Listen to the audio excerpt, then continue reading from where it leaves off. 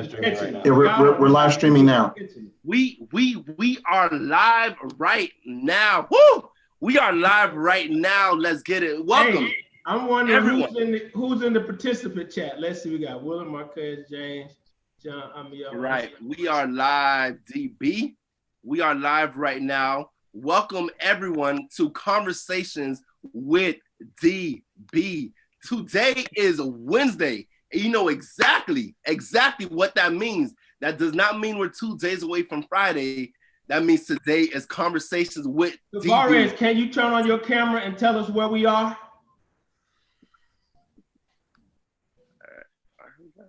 Ask that question one more time.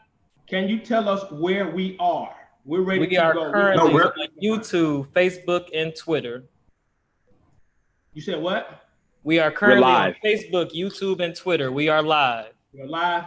All right, shut your cameras off. You did a great job, Jefferson, but we just got to do it again. Hey, listen, practice makes perfect.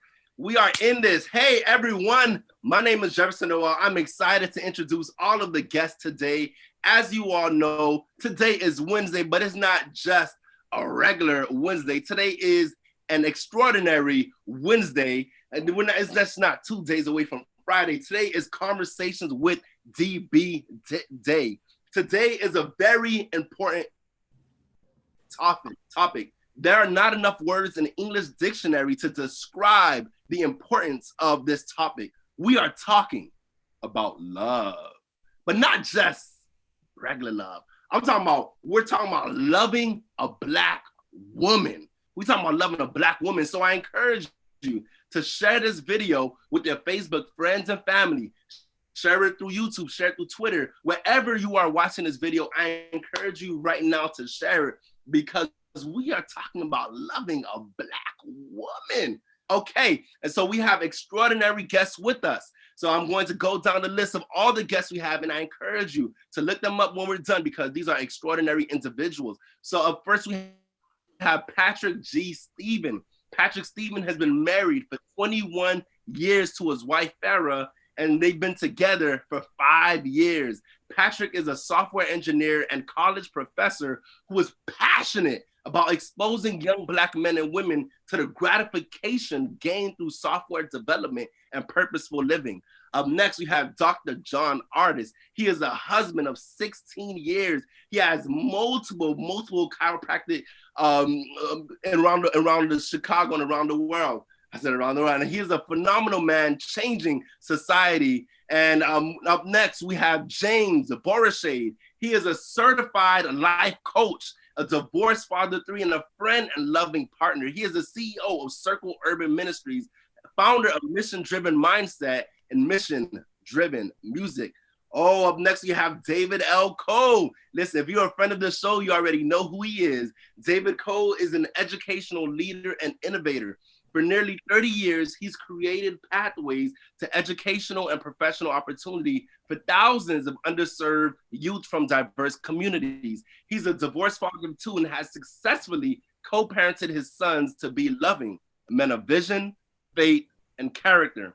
He believes love is an action and respect is the key to any healthy relationship. Up next, we have Willard Hart.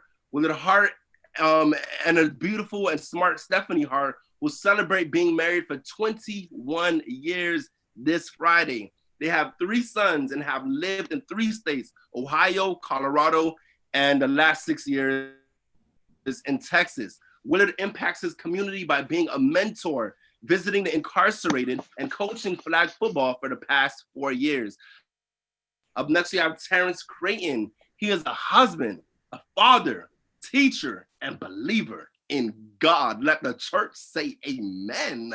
Up next, you have Marquez Brown. Marquez is an educator whose focus is on the development of youth and a former collegiate athlete that has a great love for the game of basketball. LeBron James is the greatest basketball player of all time.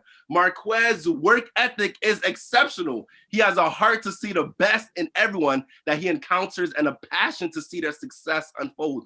Marquez has a strong passion and commitment in motivating the youth to achieve their educational goals while helping them overcome barriers that would impede their ability to succeed. This has been his focus through his career in education.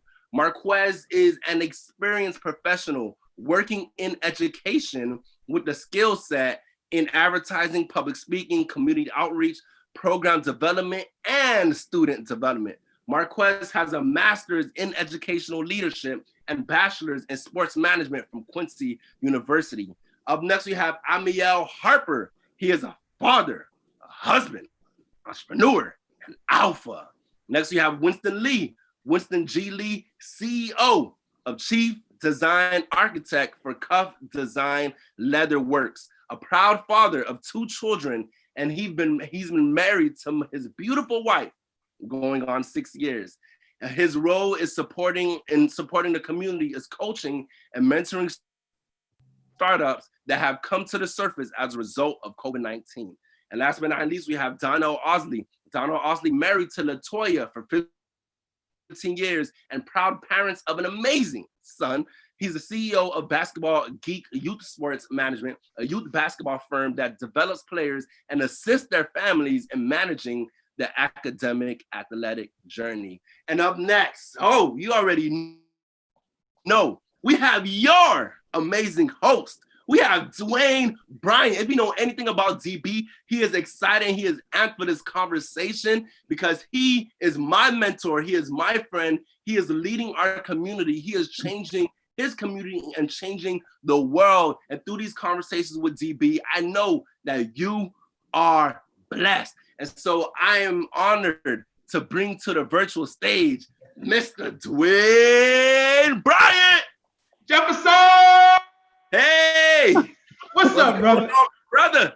Man, are you out of breath from introducing these super duper high powered brothers? I could do it again 30 more times. I enjoyed it. Well, listen, I am super excited. Since you don't have a wife or a fiance, we're going to have to tell you to lead the stage, but not yet though. Make sure if there's questions on YouTube or questions on Facebook, bring them back to us so everybody, when you see Jefferson come in, the conversation is getting hot. People want to know. So he's going to come back in and interact with the people who are watching. Also, make sure if you're watching this, share this on your page so that we can make this family a whole lot bigger. Now, gentlemen, I got to tell y'all something. Something must be super powerful about this group of men and this conversation. This is what has happened. I've had several conversations with DB, and I have never had as much resistance, feedback, pushback. I heard things like, well, hold on a minute. Why you have only men on the camera? Why don't you have women on the camera? If you're going to be talking about women, I said, listen, we're not discussing women issues. We're having a locker room conversation with men. We don't need women in this conversation about how they're loving a Black woman. Then someone said, yo, DB, well, where about the LGBTQ, elemental PQ? I said, wait, that's too much. That's too much. I don't even know what you're talking about, but that's not on this panel. That's not this conversation. Then I had someone say, well, DB, I'm a white woman. I love Black men. Why don't you have something about how Black men can love a white woman? I said, you trying to get me killed, and that ain't gonna happen no time soon. And then I have people talking about, well, what about, are they Christian? Are they Muslim? I said, that's too much. These are men that I know personally, that I know are incredible men, fathers, husbands, community-minded. And these are the people that I know. There were so many other guys I could have invited, but we just did not have the room to do that. So, gentlemen, first of all, thank you so very much. I am honored to have this opportunity to just talk to you guys, because I think I may be the only one who hasn't asked that question, will you marry? Because I'm scared, I'm gonna be honest with you. I had some great brothers in college who got married, got divorced. It scared me. Then after I resigned from my corporate career with Johnson & Johnson, I worked at a mega church, 20,000 members. As the director of marketing, I had to read the surveys before the marriage retreats. And I'm talking about Deacon so-and-so, he acting like he everything for the church, but he ain't nothing at home. This person, and I'm like, oh my God. So literally, I saw marriage as drama. I saw marriage as hard work. And everybody says hard work. I'm like, I work hard enough on my job. I ain't trying to do that with somebody who's supposed to want to be with me. So I said, I want to talk to some of the greatest men I know and talk to you about love and loving a Black woman, because I'm going to make a decision tonight. Am I going to change my mind, stay single, or change my mind and do what you powerful men have done? So just for everyone who's watching, we have over 100 years of marriage on this panel. Some men is married over 20 years. A couple of guys are newlywed. And we also have a couple of divorced brothers as well. And they're going to talk to us about what happened. I'm talking about after 18, 20 plus years of marriage, then divorce. So we want to be able to talk to every spectrum. So brothers, the first question I have for you is, what do you think about all the pushback? Like, why don't you have this group? Why not this group? Anybody have any feedback and thought? Why do we get so many attacks? Oh man, this is James. So I think the very reason you're having the conversation is the reason we got so much pushback. It's difficult. This is when you embark upon loving a Black woman, when you embark upon loving a woman, period, that's difficult. But when you embark upon loving a Black woman, that's a special sort of sauce to it. You got to deal with the pushback is something you just got to deal with. That's just par for the course. Okay. All right. Anybody else? Unmute yourself, David, because I know you got something. Go ahead, Willard. Well, I would add that it's often not celebrated. I mean, if it's Mother's Day, you got to get a reservation, the standing line, you're waiting for hours and hours and hours. Father's Day, not so much. So the concept of us as Black men loving a Black woman, that's not something that's often celebrated in media, if not in social media. Yeah, I believe that. And I believe there's forces out here, whatever they are, that don't want to acknowledge that there are powerful, intelligent Black men who love their Black woman, who love their Black family, who want to raise their Black kids, who want to build an incredible community. It doesn't make you anti anything, but it makes you pro what you are and what your self is. So anybody else have any questions or before we get started?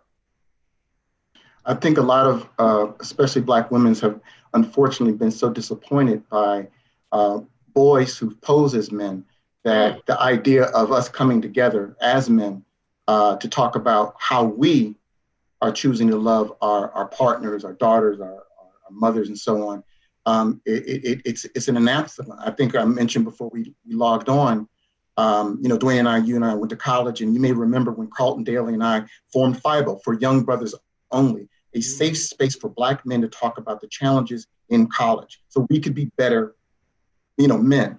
And the first pushback was, how come you don't invite the women? Because the brothers need a space to talk about the issues for them. And if you allow that space, we will be better in relating to you and the world. So I agree with you. There's a larger narrative and a larger context. And we don't want this conversation to become, well, all lives matter. Just because we are talking as men, and just because we're talking about our relationships with Black women, doesn't exclude the existence or the validity of women or Black women who love Black men or whatnot. But this is not that conversation. This is about Black men and how we interact with the special relationship with our sisters. Excellent. Anybody else? Yeah, I'll just add to that if you allow me to. So I think it's just a good indication that that you've hit the nail on the head in terms of the topic, right? I think anytime you have a response, whether it be positive or negative, it's something is resonating, right? And I think it's time for us to have this conversation. I think that's a clear indication of that. And I think people really want to make sure that whatever they hear tonight, that they come away and it's relevant to them. So you have all these people asking for these different variations of what we're talking about, what that theme is. They're probably speaking from whatever their own perspective is and hoping that they're going to walk away with some nuggets, right? So we're going to try and provide whatever we can. I take it as a positive thing. Absolutely. And I just thought as you guys were talking, David, you said something interesting. You said a lot of women and people are used to boys posing as men, which tells me that you can be a grown-up in age, but you still are not a man because there are certain criteria that come with being a man. The other thing I'm thinking of is our young boys who, if they only identify manhood, what they see on television, they got the gangster man, they got the drug dealing man, they got the man in jail, they got the man who got to go to jail in order to be successful, they got the man who has to pimp women, child traffic, they got the gay man, but they rarely see the men that's on this panel tonight. So we want to be able to let the world know it's a whole lot of us out here. And we're not unicorns, but we're not flocking. You don't see us always hanging on the street corner because we are working. That's right. Novel idea. Some of us have families, so we're not hanging out. So the media is not going to show this. So we want to be able to tell our own story.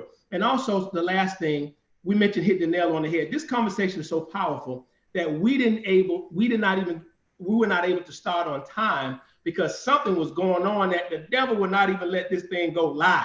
So grandmama would say, we got to rebuke that demon and whoever's with that doggone demon. So anyway, let's get started, gentlemen. I hear ladies all the time say, I've been with this guy for 2 years, 3 years, 5 years, 10 years, and I'm giving him a deadline. My cutoff is 3 years, 4 years, or whatever it may be.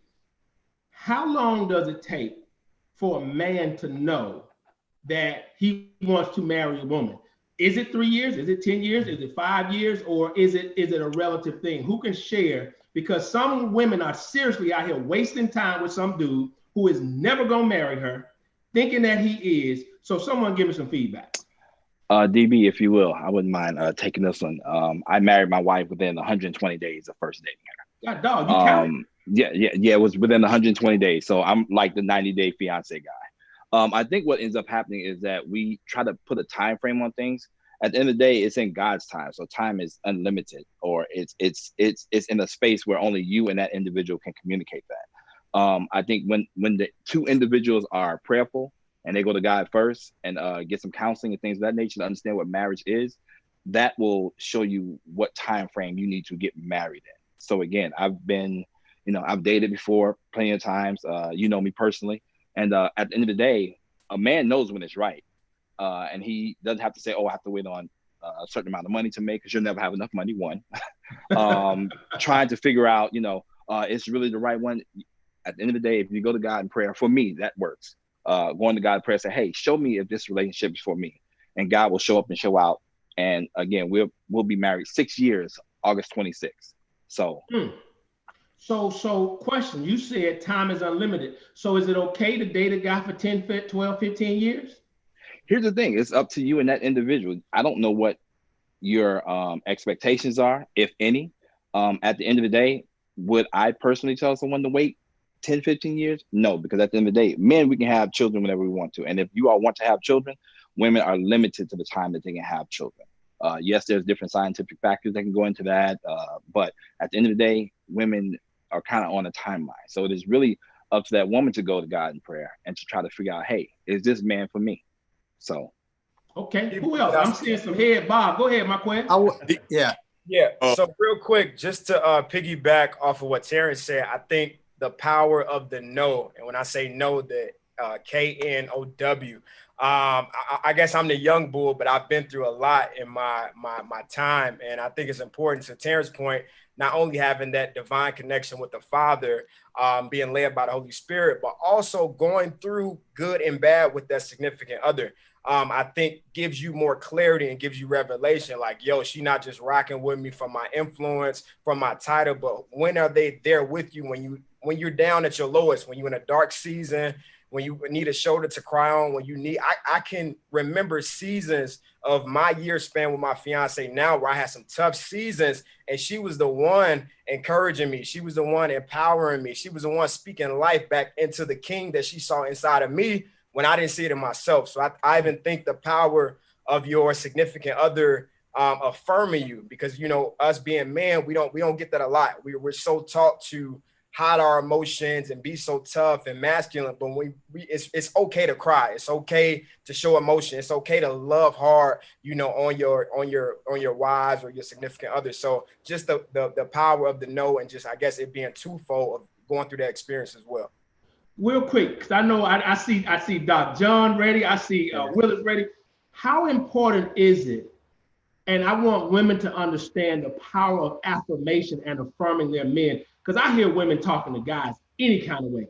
They all ends ain't SHIT and all kinds of, and I will never be with a woman who does not know how to speak to me. I will shut it down so fast. Why is that important? And what if she's never seen an example of a mother affirming a father, or cousins or aunties, and she just does not even know what this looked like? How does she understand the power of affirming her man?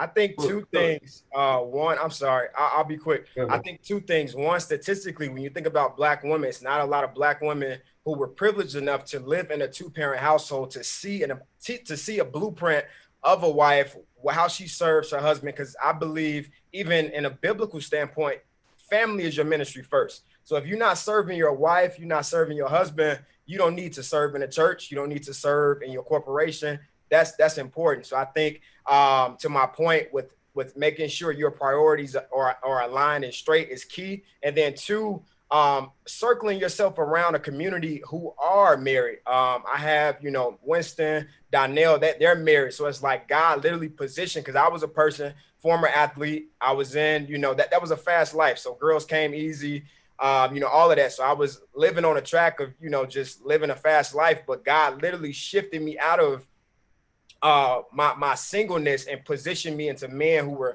because I desired, to have a family. So it's like he literally positioned me into men who had families, who had tenure, being married, who gave me wisdom pertaining to marriage, ensuring me that it is a journey and it is going to take a fight, but letting me see examples, because I'm a firm believer when I need to see something before I receive it. So I think that's important. So having the right community, as well as the power of your choice, meaning being able to let go of your past and then being able to have a blueprint of to serve. Got it. Winston, you were getting ready to say something. Oh man, let me get back to the original point. You was talking about when is the right time and how long. It's pretty much arbitrary, but I'm gonna give it to you straight. Man, we out here scared to death. We out here. You say we, who, men or women? Men, we out here scared to death, to be honest with you.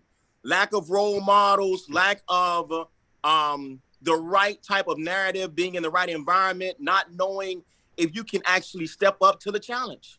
When you've never seen those challenges fulfilled in your life, especially when you're a child, not seeing those role models execute on what the vision of a man is really supposed to be. So time out. Marquez just mentioned that a lot of ladies don't have examples. So you're saying men don't have those examples either. And it goes both ways. It goes both ways. Because I don't think women understand that. It goes both ways. And when I say we're scared to death, I'm speaking for myself and the people that I know that are closest to me now. And I come from just the same ilk that almost every other Black individual on this panel comes from, when we talk about our manhood and concealing our feelings and suppressing our emotions and not really exposing when we're hurt. And we have communication issues. We haven't been nurtured properly. We've been in survival mode for so long, we don't even know love when it hits us in the head. I've heard it said, Dwayne, I've heard it said that we're not afraid of new love. We are afraid of old pain. Let me I like to speak to that. I'd like 15 years of being with my wife. The beginning was a lack of knowledge, and I want to address earlier on, one of the most important things is you got to first know it's a unique fit. So there is no scenario that's going to be perfect. There's no blueprint that you can just pick up. I never knew that I was going to face some of the things that I faced throughout our dating period, which was 5 years before I married her, which was in college. So I lived the life of the athlete, lived the life of the academician, lived the life of first to go to college. I lived the life of daddy get locked up. So everybody's story makes a lot of sense, but understanding that unique fit, custom fit, the person that you look across from and like TC said, Terence Clayton said, hey, but when you got to accomplish getting over the fear of saying, okay, can I bear all to this woman? And she still be standing there looking at you like, baby, I love you, let's go. That right there is the fear that I believe Winston's talking about. So in my house, that's like, ooh, I got to go. That's the love, that I'm that I can actually relate to when it comes to struggle and relating to what Winston's saying. That's affirmation. Hey, DB. I want to get in on this. Yeah.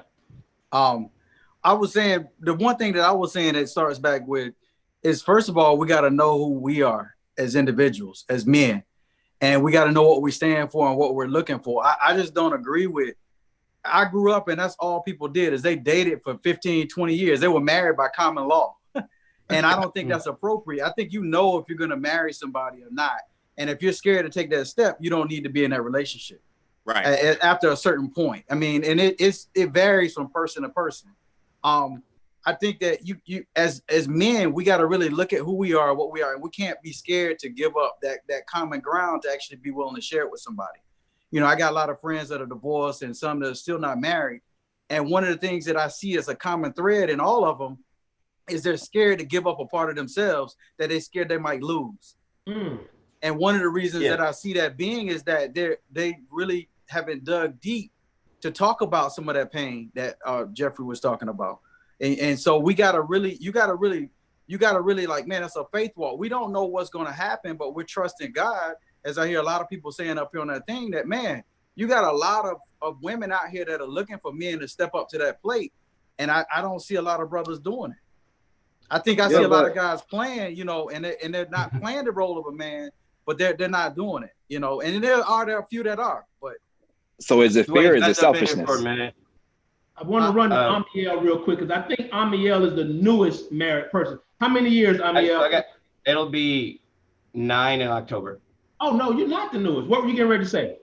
So I think there's a precursor question, which if we're going to have a men conversation and women who are watching or listening, the first question I think you have to ask before you get into a relationship of yourself is, are you well?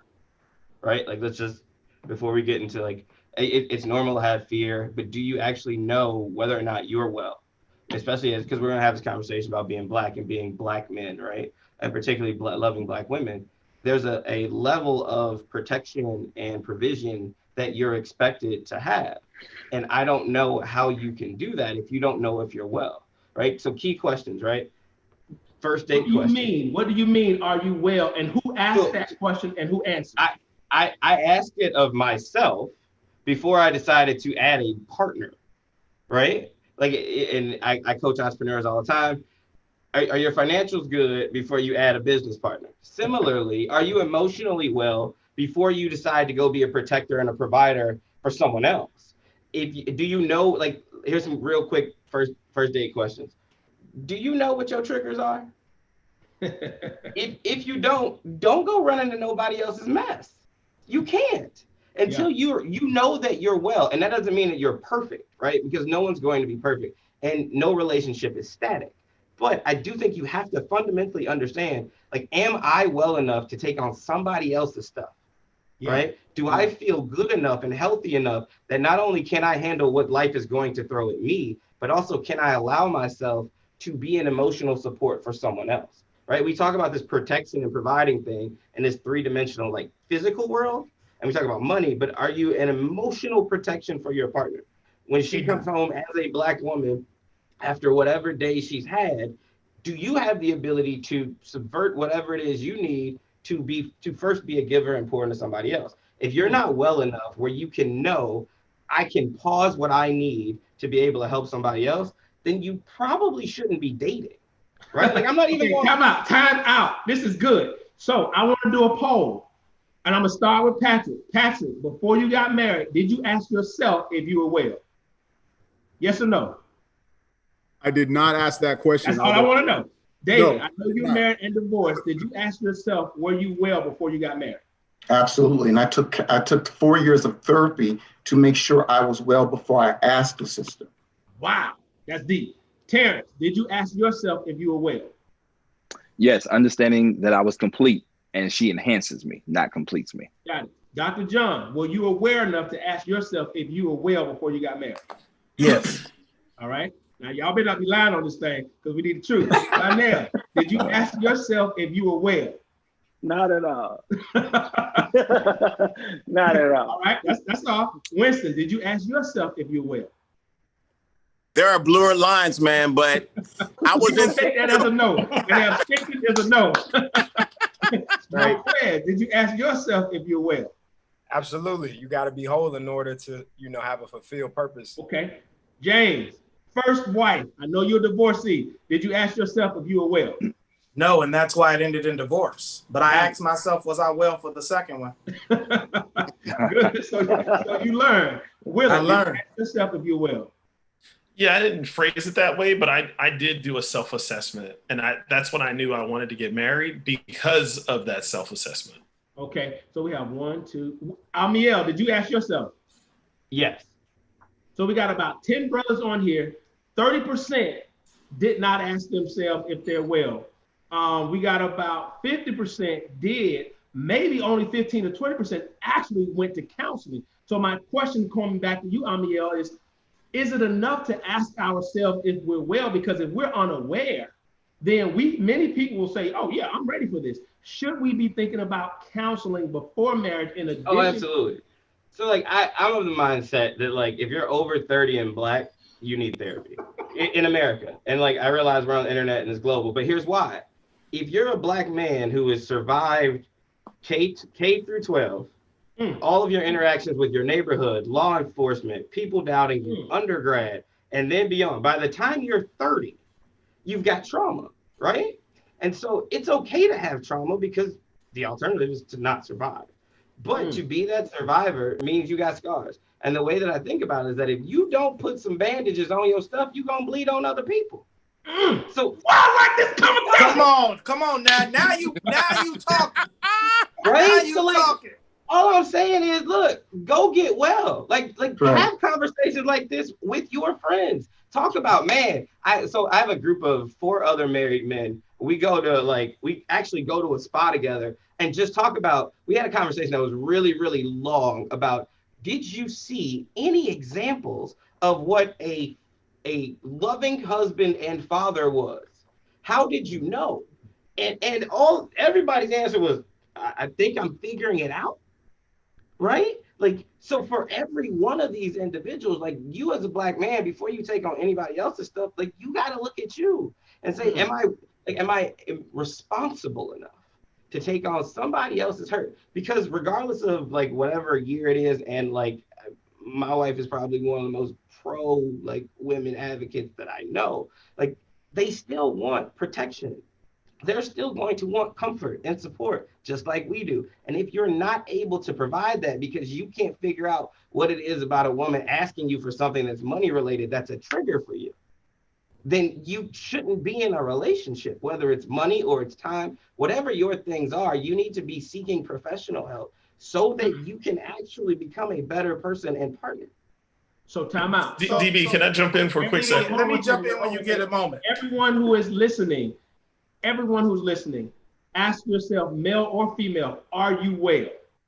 Don't stop there, because if you're not well, you may say yes, and you're going to bleed on somebody else. The second thing is get it verified by a certified get a second opinion counselor is what I'm also hearing. Now, Willard and then Pat. All right, so a couple things. One, going back to that question about, I've been dating somebody for so long, should I continue to wait? I think, and I can speak for myself, me at 21, 22, 23, probably up to 25, I had no desire to ever be married. My mom and dad divorced. It was all kind of drama. I didn't want to be married.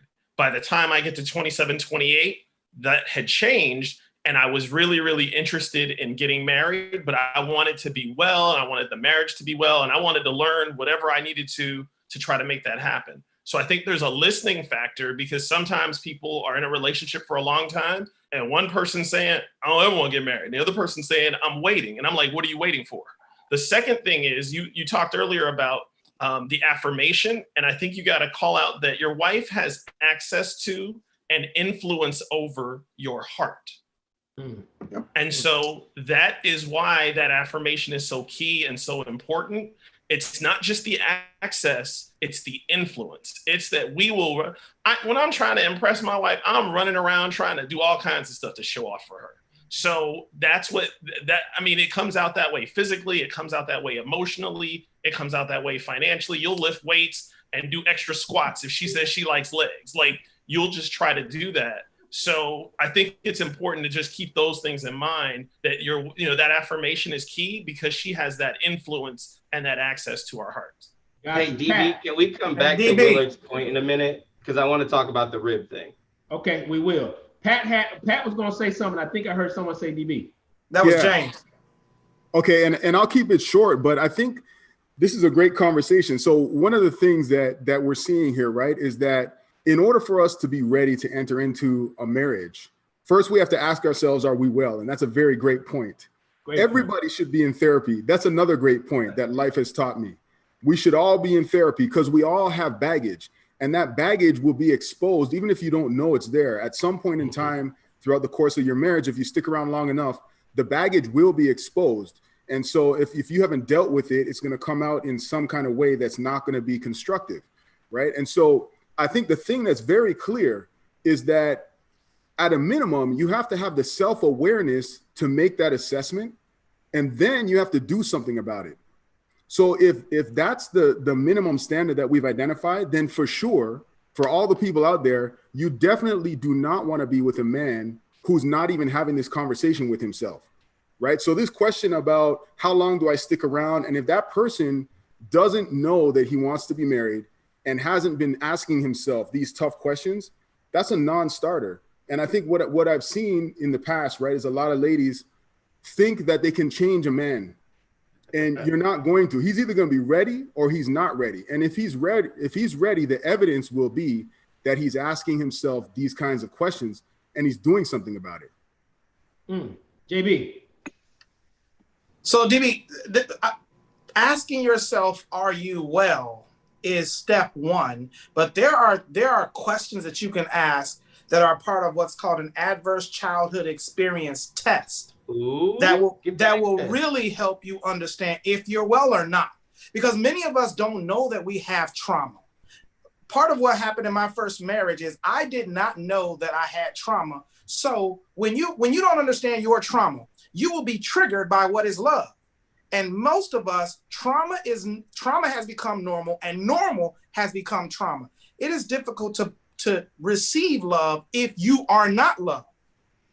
So here are a couple questions from the adverse childhood experience trauma test that everybody needs to know. And if you don't, that is an actual test? Yes. Can someone Google that? It's a psychological screener. It's a psychological screener that everybody needs to take, because what it's saying is adverse childhood experiences. What that means is RSE. It's called ACE, adverse childhood experiences. Okay. It's a predictor. If you score a 4 or higher, you are likely they can predict how long you will live. If you score 6 or higher, you are likely to die 20 years before your time. And so what are some of the questions on this test? So it screens for emotional abuse, physical abuse, emotional neglect, sexual abuse. Here are a couple questions. Did a parent or adult in the household often swear at you? Uh-oh. Exactly. That's normal in our community, right? That's the way you talk. I've seen it on Zoom calls. Say that again. I've seen it on Zoom calls. Exactly. Did a parent or other adult in your household push, grab, slap, or throw something at you, or ever hit you so hard that it left a mark? Come on, y'all. I'm 2 for 2. Yeah, you 2 for 2. Keep going. Let's go 4 for 4. Did a person in your household ever sexually or try to touch you sexually? Actually, the real question is, did a person 5 years or older try to touch you sexually? How many of us always wanted to date older women?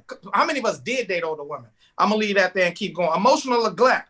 Did you often feel that no one in your family loved you, or that you were important, or that you were special? So then if someone has yes to a lot of those answers, then chances are, to Amiel's point, they are not well. You're not. It sounds like they have to become well before they bring all of that deep scars, hurt, and baggage to this other relationship. Because someone mentioned earlier, can you change someone? Can a woman change a man? Absolutely not. A man can't even change a man. Okay. Only God. Hey, hold on, man. Let me throw this in here. Go ahead, D. Hey, man, I'm hearing y'all. I'm listening. We throwing the ball to you, D. Hey, I'm grabbing it and I'm slam dunking right now. Listen to this. I agree with every last thing you all are saying, but I want to get closer to your microphone. Sure. I agree with everything you all are saying. Okay, but it's a unique fit gentlemen. Like God will design a woman specific for you. And what I'm trying to articulate is this. I had those traumas. I didn't grow up with education, all of that. That was all in front of me. No father, nobody there to show me.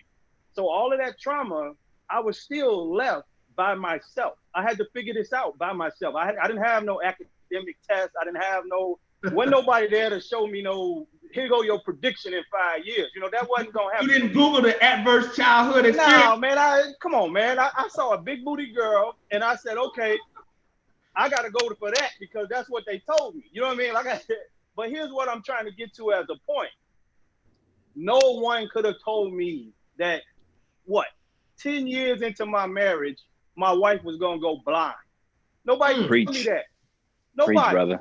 So you can't tell me that I could do all this predicting and setting all this. If I do not look toward the heavens, which cometh my help, if I don't look toward God, if I don't look toward the Holy Spirit, the Comforter, if I'm not prepared for every scenario through grace and mercy, it don't matter what I prepare for, because I'm gonna still be scared all day long, which is what you deal with when you're dealing with trauma in the inner city and urban life. So custom fit can sometimes be what you need to get to your next. How do you have multiple businesses? How do you represent the community? How do you know how to go forth with what it is that you're doing other than by submitting? So for me, I'm just trying to explain there's curveballs that are thrown, and you gotta posture yourself, in your faith.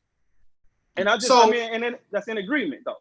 So check this out. Hold on, Jay. Hold on. So you're saying, because I heard Amiel agree, I heard what James said, agree, and now I'm hearing what you're saying too, and really agreeing, but it's almost like not the same thing. You're saying if you don't make that commitment, then you're not going to do all of the other things. But they're saying before you make that commitment. Wait, correct. Can we bridge two things here? So yes.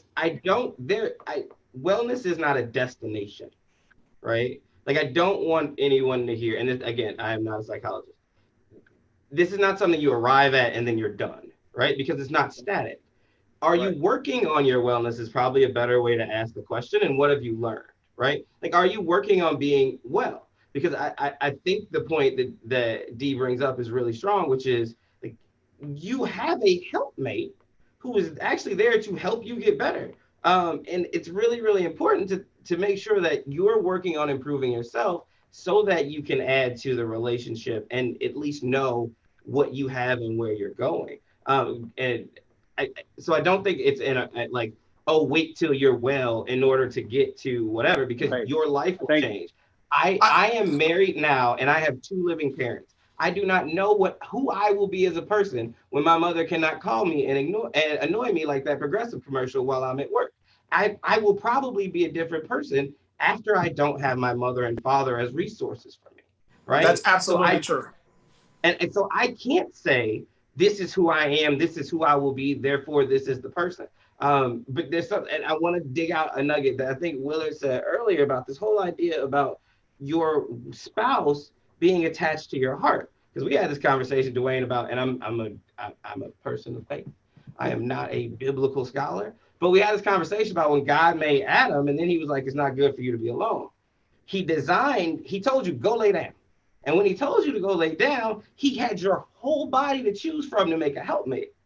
He chose a rib, which is weird because she's not an extension of you. She's not a hand. He could have chosen a finger, a hand, a foot, a mouth, an eye, anything. He's actually used other parts of your body at different times, biblically, to achieve different purposes. However, when he chose to make your partner, he picked somebody who protected your vital organs, who was directly attached to everything about you that makes you a living being. And, spoiler alert, there is no medical treatment for a broken rib. It's only time. So if you are in a difficult spot in your relationship, you gotta wait. But also from a divine point of view, I think it's really, really important that we think about this partner, this love, this helpmate, as somebody who's actually attached to protect you, fool. It's not a one-directional thing, but it's really, really important that we understand that as you're getting well, you also want some protection, right? So don't wait till you 50 plus to be like, oh, I'm gonna finally date somebody. because now I feel like I'm well. No, you're trying to get in my business, brother. Keep going. So, I said plus. So this is actually important because you just touched on a couple of things that I wish the churches would do more teaching on. We have been told in our existence that the man is supposed to physically protect the wife. That is true to some degree. However, what you described about where she came from is absolutely critical because she protects the heart. When they design the chess game, notice the queen moves all over the chessboard in protection of the king, and the king moves very, very slowly, one-dimensional, one or two spaces, while the queen is the one who's doing the protection. So I say this to say, in order to love a Black woman, you have to love yourself enough to be vulnerable enough to allow her to protect you. You have to be vulnerable enough that when she speaks, you hear the prophetic word. You hear the prophetic word. You hear what I'm saying? You have to be vulnerable enough that when she speaks, you hear the prophetic word, because we've been taught that she's supposed to submit to you. That's actually a part of the curse. She's supposed to submit to the mission. The word is submission, subject to the mission, which means she's going to hold you accountable to the mission. Time out. Ooh. So I hear brothers always. How much do we charge this? The woman is supposed to submit to the man, but you're saying if the man is not on a mission, she submits to the mission. What you mean by that? Listen, God did not create us in Genesis. The original design was never for us to submit to a person. We were supposed to submit to the mission. It's the aggregate of two words, subject to the mission. I'm a CEO. If I start running astray, the employees don't just follow me blindly. They are following the mission. They're following the mission, and I'm supposed to lead. I'm supposed to be the first one submitting to the mission, which means you got to be you've got to be vulnerable enough to listen when she's trying to protect you from you. So are you saying if a woman is dating a man that does not have a mission, that is not on purpose, then eject, run, hit that ejector seat, run, like Bond, just get out. Run. Listen, y'all gonna mess up a lot of relationships. Okay, brothers, this is amazing. I'm taking so many notes. Y'all, this is like masterclass right here. So real quick, I want to go back about 30 minutes. I believe Winston said fear. We all just scared out here. So I want to do another poll. We're going to do another Black man poll.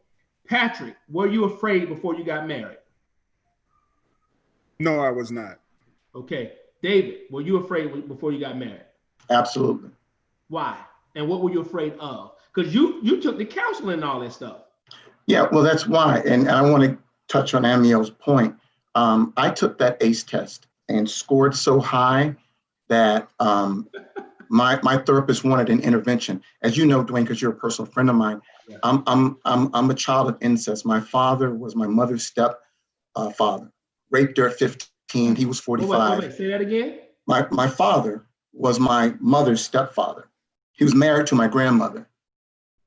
Okay. So, and I grew up knowing that from I was 3 or 4 years old. I watched my father beat my mother, my grandmother, his other side women. I got brothers and sisters all over the place.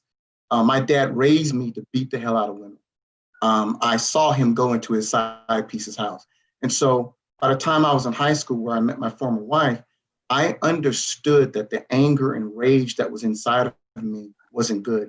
And I didn't want to put my hands on a woman. I didn't want to have children all over the place. So in college, when depression took me over, I started taking both pastoral and psychological counseling. And it was clear that I was this close to being a broken person. I went to high school with my former wife. We started dating freshman year of college. We were together 7 years. I got married at 24. So I would say that time thing you're talking about, it also depends on the stage of your life.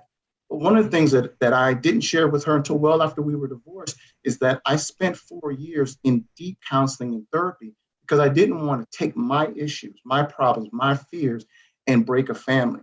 And what's interesting is that we were married 13 years, and when we were going to marriage counseling, and I took another ACE test, the therapist was astonished that my ex-wife's like, he's never hit me, he's never yelled at me, he's good with the kids. And she says, you must have done the work. Now here's the interesting thing now. My sons are 21 and 18, right? And recently, going to college. One's going to FIU, the other one's going to Georgetown. And not too long ago, we were talking about moving forward with our sons and things. And, she's been married again. She's engaged again. And she made a comment about me making decisions as the head of the family. And she basically said, yes, we're friends. Yes, we're family. But I submit to your decisions as it relates to our children because you did the work. That's my ex-wife of 15 years. And so submission's not about dating. It's not just about marriage. It's not even about relationship. It's about, you want your daughter to submit to you. She has to understand the mission. You want your mother, who you might have to caregive, as I did before she passed.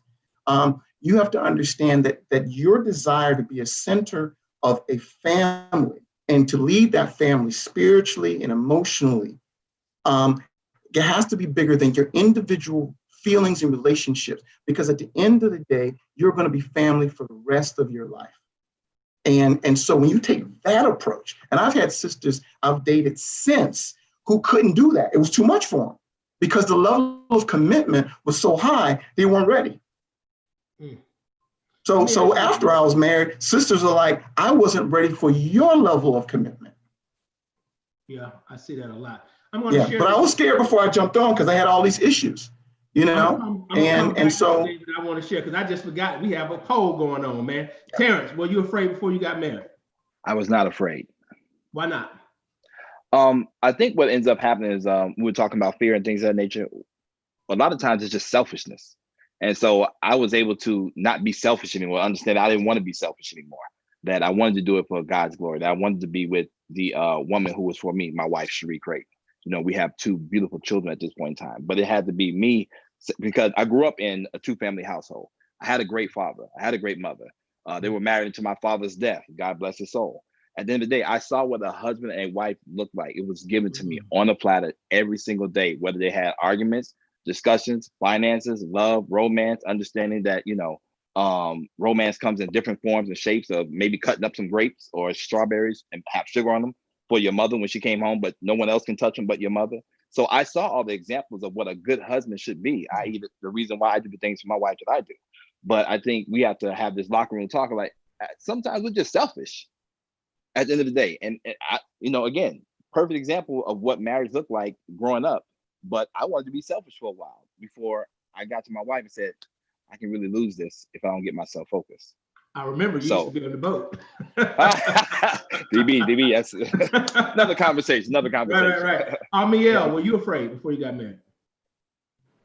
Terrified. Really? What were you terrified of?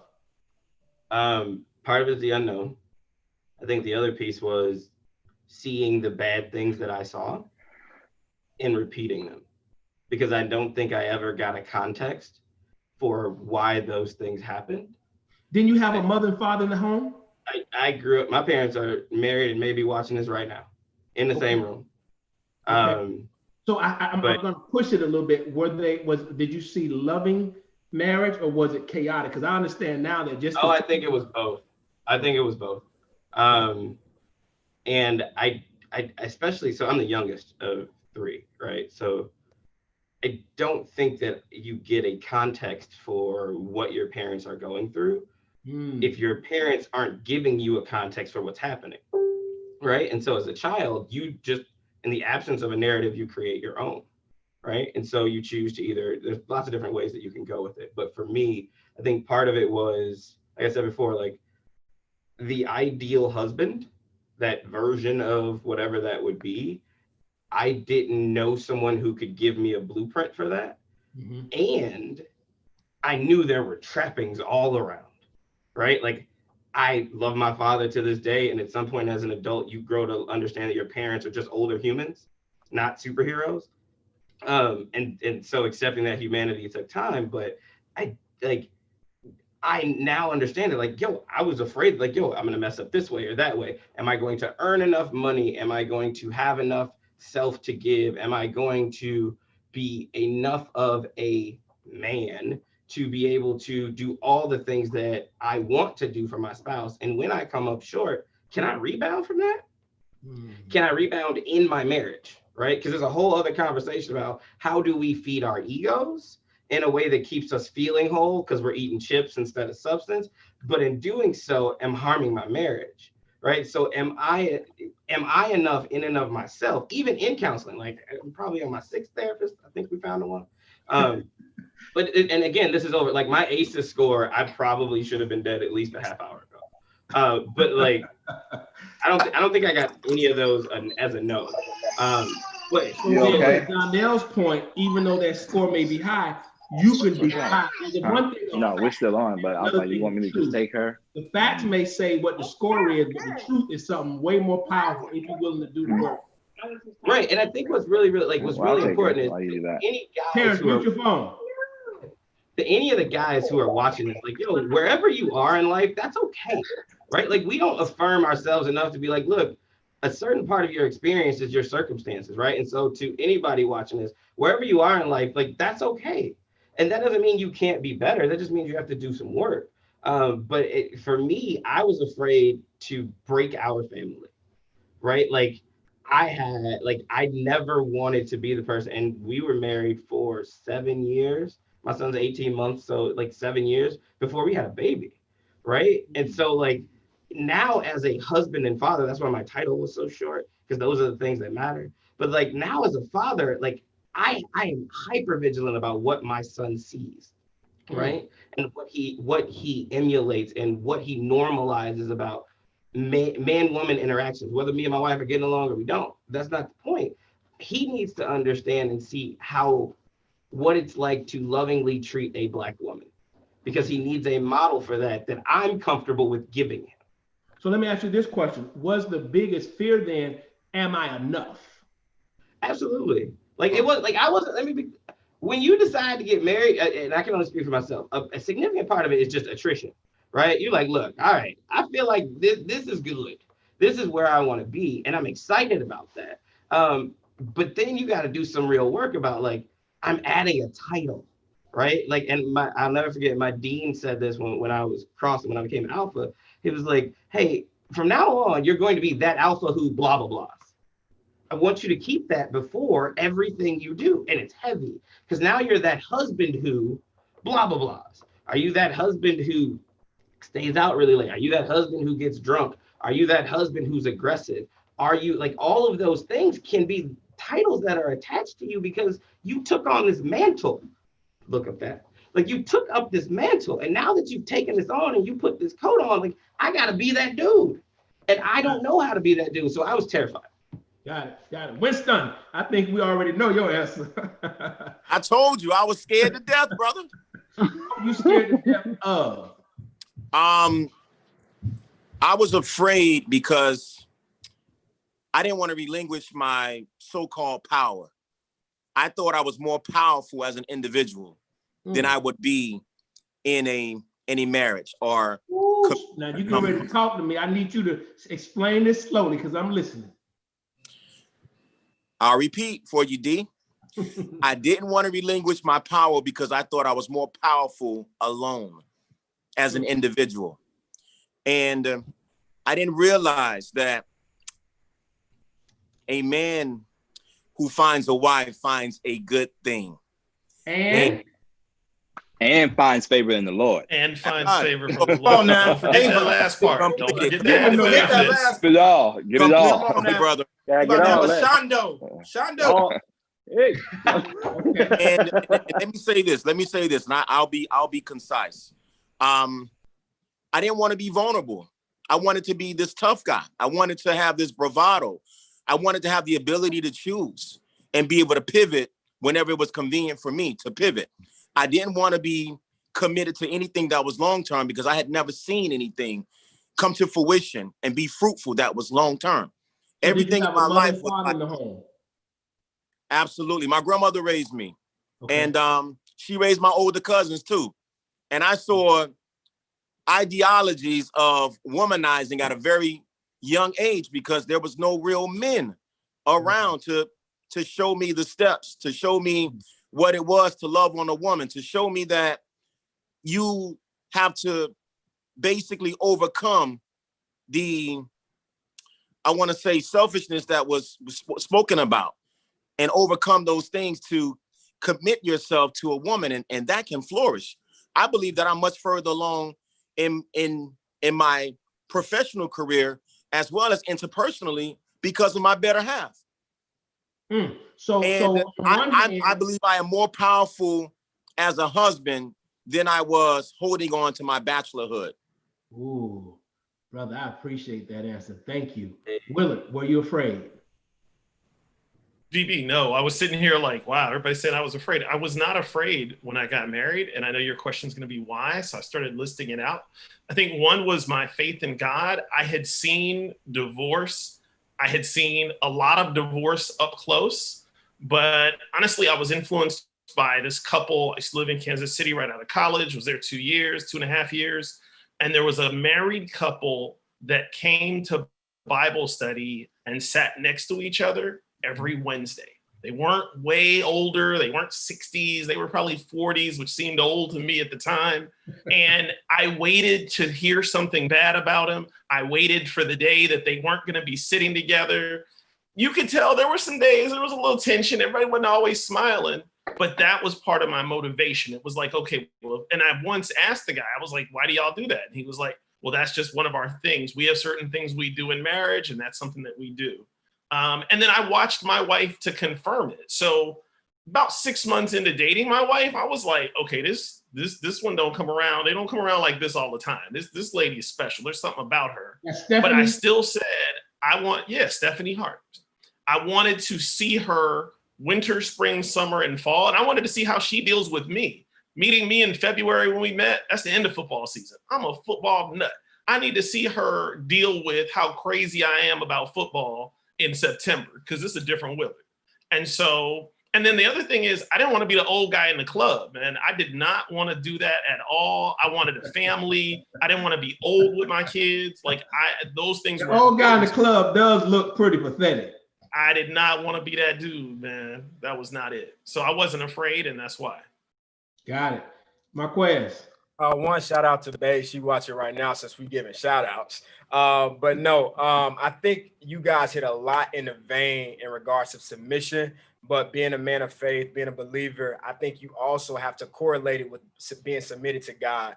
I'm a submitted man to the Father, and through my obedience equals acceleration.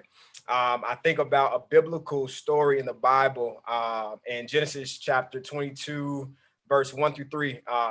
God told Abraham, who he had promised a son, but he had attached himself with Isaac. And God told Abraham to sacrifice Isaac. And many of you who have children, just think about that fleshly yearning of God telling you to do something, but your flesh is, pulling back and saying no. So I think even with that, the power of being obedient and listening to the Father, it'll correlate or give you affirmation even in your no. Like, no, this is my wife. This is why, because God's gonna speak to you too in your process. So even as with me, I'm in my engagement process now, and he's always speaking. Like, COVID has been a blessing for me personally, because it's like I'm submitted, I'm more consecrated, I have more time, I'm not distracted, and my focus is clear. I think it's coincidental that it's 2020. It's like now God is just showing us a clear version of ourselves. He's showing us a clear version of our whole self. He's showing us a clear version of our wives and our future. So it correlates back to the whole obedience and why obedience. All right, man, that's a long answer for no. All right, Dr. John, were you scared?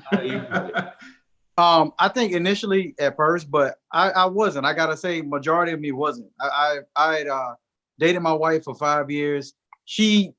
4 years. I knew who she was, and she was 100% committed to me, just as I was committed to her. And man, that's one of the best decisions I could have ever made.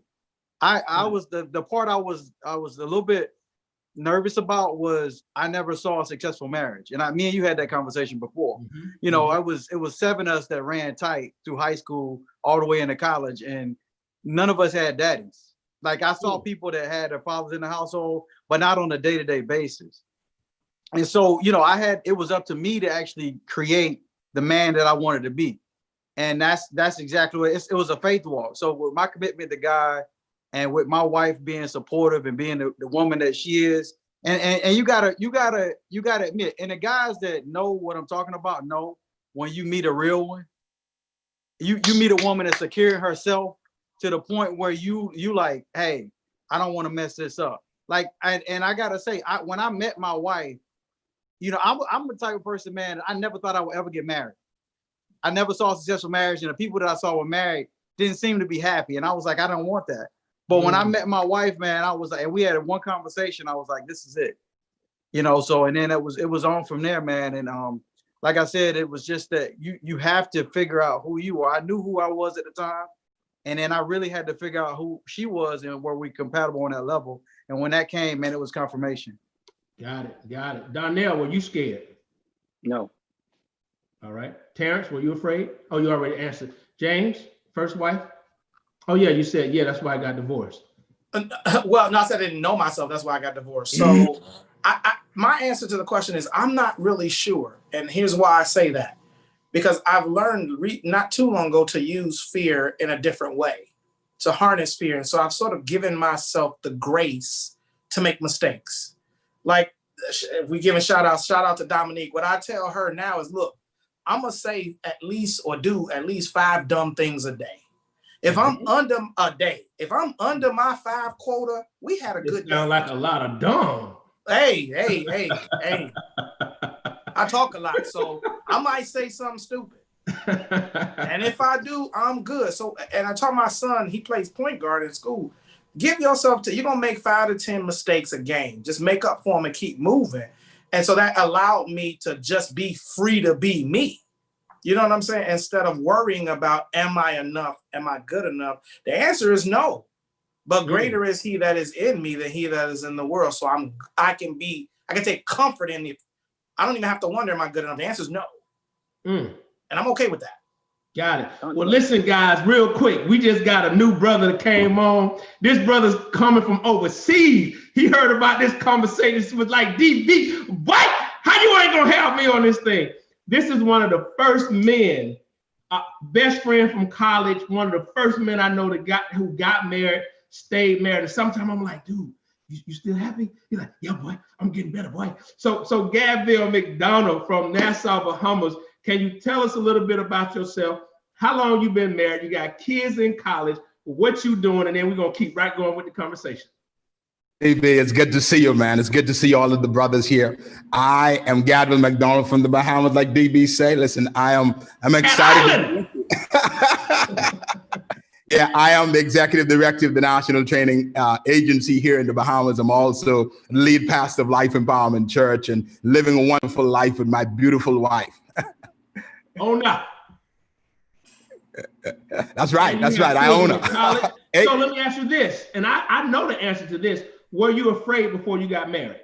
Dude, I was literally skipping and jumping. I was excited. Listen, doing jumping jacks and all of that stuff. I was excited. I've been preparing myself for her for 26 years. Yeah. Were you a virgin before you got married? Absolutely. Yes. I remember that. Absolutely. That didn't rub off on me in college, but I do remember that. Absolutely. So I've been. And that's one thing that I really admired about this brother so much is that he said it. I'm like, Gabriel, you too young.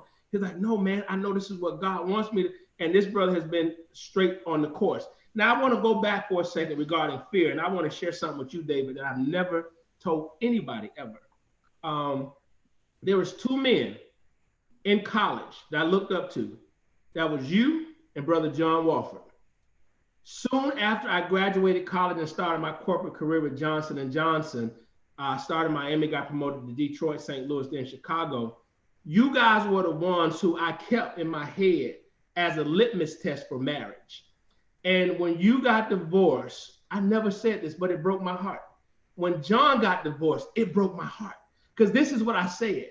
These are the greatest men I know. Now, Gabriel, I knew Gabriel, but I just thought Gabriel was different because he was a virgin, so something was already wrong with him. So I knew. I wasn't paying attention to that. But when you guys got divorced, I said, these guys are way smarter than me. These guys are way deeper than I am. These guys are more caring, more loving, more compassionate, more thoughtful. If they couldn't make a marriage work, who in the HE22 picks who I think I am that I'm gonna make a marriage work. So I literally devoted work because I said in my work, like Michael Jordan, he said he can will the game. He said, you still got to come through Chicago. And he knew he could will that game because he had that much power. But I always said in a relationship, I don't have the power to control the other person. I can't will that relationship because I can do 100% of everything. But if that person decides it's still not enough, or my score on the adverse childhood experience was too high, and then she could choose to leave for whatever reason.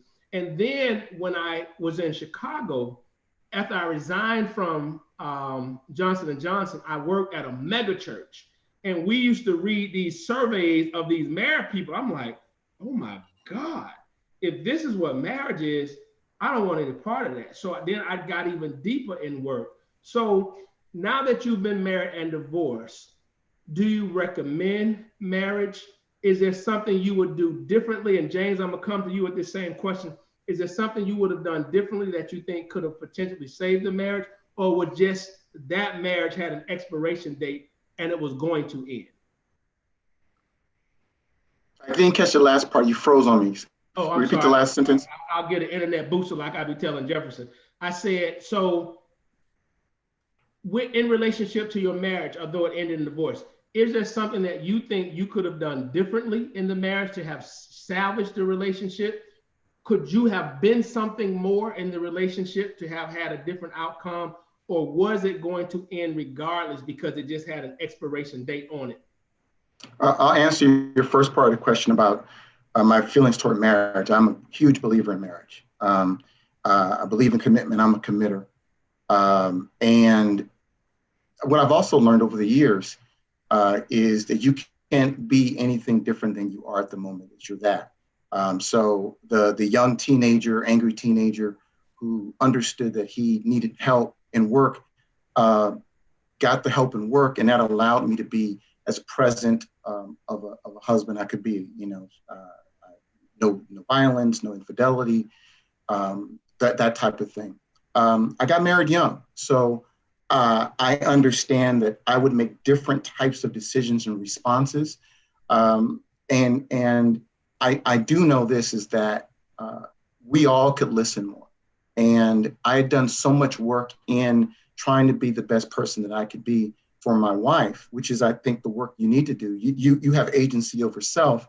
I think sometimes I under listened and overshot on her end. Everybody's responsible for their behaviors and their decisions. And everybody has a right to that. This idea that you get to control the decisions, even if a person's decision isn't what you want them to do, they have the right to that decision and their actions. But I remember a particular eye-opening moment for me in the marriage that I would do differently. And I didn't understand it was the wrong move at the time. But my ex-wife said that she wasn't happy. And I listed off, what do you mean not happy? I'm happy. You got your medical degree. She's a physician. We're making all this money. I'm doing what I love to do. We have 2 beautiful kids. Our families get together. So we're good, right? So like, if I'm good, you're good. And that's the wrong move. And in the divorce, her thesis was, I want to do this other thing, and that'll make me happy. And then if I'm happy, our kids will be happy. And we both made the same mistake. What makes me happy does not necessarily guarantee that anybody other than me is going to be happy. So I think we both came to the conclusion, and thank God we did because we love our children, is that we have to be whole, we have to be open, we have to be honest, and meet each other in that middle part. And the running joke here in South Florida is that, she and I have a stronger, more respectful, committed, genuinely loving relationship now than many married couples do. And we've known each other 40 years. I respect that. She's a hell of a mom. She's a fantastic physician, and she is family to me. She is my friend. But what I've also learned that if I go into marriage again, and I'm very open to that, the things that I would want and what I would do differently is be as concerned about my needs as I was about the other person's needs. Because I came from a wounded space, I worked very hard to make sure that I wasn't a damaged person that damaged a person. And at least from what she says, I was successful in not bringing those years of trauma and drama to our marriage. However, I didn't do a lot of asking about what I needed, because I felt that someone as broken as I was lucky to have someone as wonderful as she was. And yeah, she was wonderful, but I didn't go, yeah, and I need this. So it was an uneven relationship, because, and not that I was giving more than she was. I don't want to say that. What I'm saying is you need to be as concerned for your own well-being as the other. And you need to, and it's equal. Love is that state of being where the safety and concern for another is equal to your own, but it has to be equal. So today, I ask myself the question, what needs to be true in order for this relationship at this space to be this other space? I didn't ask that before. My question was, what do I need to do to keep her happy, make her happy? You can't make anybody happy. You can't keep anybody if mama happy. Ain't happy, ain't nobody happy. What you saying, if mama and daddy is not happy within themselves, then ultimately nobody's going to be happy. Yeah. They've done some studies. I have a psychology background in my education, and there are 4 scenarios for kids. The kids can live together with their parents, and their parents are in love and get along with each other. They can live in a household with their parents don't love each other and don't get along. They can live with their parents separated from each other, and their parents do get along, and they can live separated and hate each other. And this past Father's Day, my sons took me out for Father's Day, as they always do. And now they're both legal adults.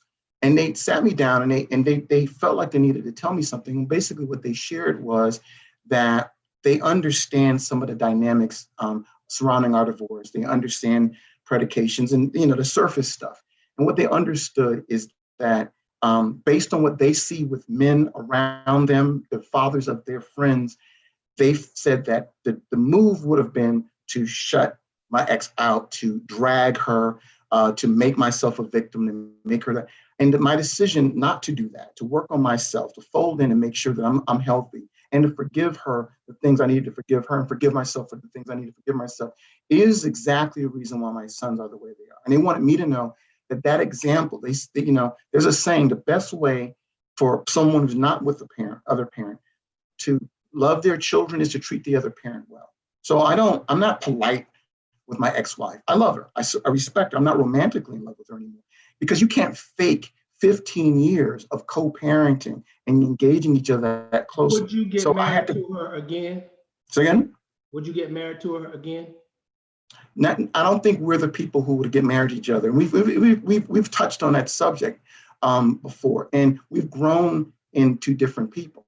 And so the irony is that our friendship has endured for 40 years. Our marriage only lasted 13. And so I would never say I would have never married her, because our children and our family. My mother had an extended illness. All right. Before she passed. You better come on, wrap it up. Right. Yeah. And she took care of she's a doctor. She took care of my mother and extended my mother's life. There's a lot of grace in all of that. But but these things aren't binary. So I think we're different people, and there are enough people out there in the world that I could explore relationships with than to try to trot over what I consider old ground. Got it. Okay, I see Brother Jefferson Noel. Hold on, Noel. James Borishade, you've been married, you've been divorced. Same exact question. I hope you remember, because I don't. So you asked, was there an expiration date on it, or are there some things that I would do differently? That you did to lead to the divorce that you could have done differently, that could have salvaged that marriage? I don't think so. Let me say this. Are there things I could have done differently? Absolutely. But would it have salvaged the marriage? I don't necessarily believe so, because the Bible tells us that love never fails. So if it actually fails, then it is an indication that at the time, it may not necessarily have been love. So I don't believe that if I had done those things differently, we would have still been together. Are there things I could have done differently as a husband? Absolutely. But you do better when you know better, first of all. Also, I've learned that I cannot be responsible for another human's being happiness. Interesting, because that's what David was trying to do. That's what I was trying to do too. So why it's impossible. It's impossible. Why is that important? Because listen, well, first of all, let me tell you, I'm a reformed nice guy. Okay, and what I mean by that is I was so nice to the point that I wasn't authentic. That means you agree to do things that you really don't want to do, and so, oh yeah, I'm a reformed nice guy. I'm no longer a Mr. Nice Guy. I'm a authentic guy now. So I tell you what I really feel. But see, I think that's what women really want, because that's why they like that bad dude. That's exactly right. So here's the thing. When we met, I wasn't a nice guy, but here's my trauma that I didn't get treated. I didn't think I was enough. And so I tried to please her by giving her everything she wanted or asked for. And that became unattractive very quickly. Interesting. All right. Brother Noel, what we got? How's it going, brothers? This is a powerful conversation so far, and everyone on Facebook agrees as well. We have 2 great questions, but we also have a couple comments as well. So I'm going to just read off a couple of the comments. We had someone that said, great quote, if you don't put badges on yourself, you will bleed on other people. Very good quote. Someone said, when a man waits that long, he's already made up his mind. I'm not sure what time frame she was referring to, but if you wait that long, according to Michelle McKinney-Hammond, you already made up your... Hey, Michelle McKinney-Hammond, if you're out there, you'll be the only woman we allow on this panel. So Michelle has written 23 books. She's a global icon. She's in London right now. She has homes in London, Ghana, Nigeria. She's had talk shows. She is like the woman that women have gone to for relationship counseling. So Beata or Noel, if you guys shoot her a link, she's the only woman I let on this program. But keep going. I'll reach out to her. And then so we said, someone said, only Keisha Riley said, I so needed to hear this. Dated a guy who knew all this, but he still failed, thus not married. Someone said, preach. Laura Poe said, this is a great point. I had a friend who was miserable in her marriage, but refused to leave because of her son. I told her that she was doing her son a disservice. He deserved to have 2 parents who were happy, be it together or with other people, because that parental relationship is what will model his future relationships on. Time out. I have a sister who was married for like 20 plus years, and she got divorced, and she said she was staying there for the kids, but the kids were miserable with her and her ex-husband, and they actually said, Mom, we wish you would have left. We would have rather had one loving parent who care about us than 2 parents where it's constantly drama and chaos. So a lot of times parents think, and Gavin, I want you to hit this because you're the preacher, and I know you say stay together, but what happens when there's chaos in the home, when there's children seeing parents arguing and fighting and stuff like that? What is the right thing to do, Gavin? We're gonna come right back to you, Jefferson. Got you. Maybe that's a wonderful question. The thing is, all of us on the inside, we look for peace, and we want to be happy.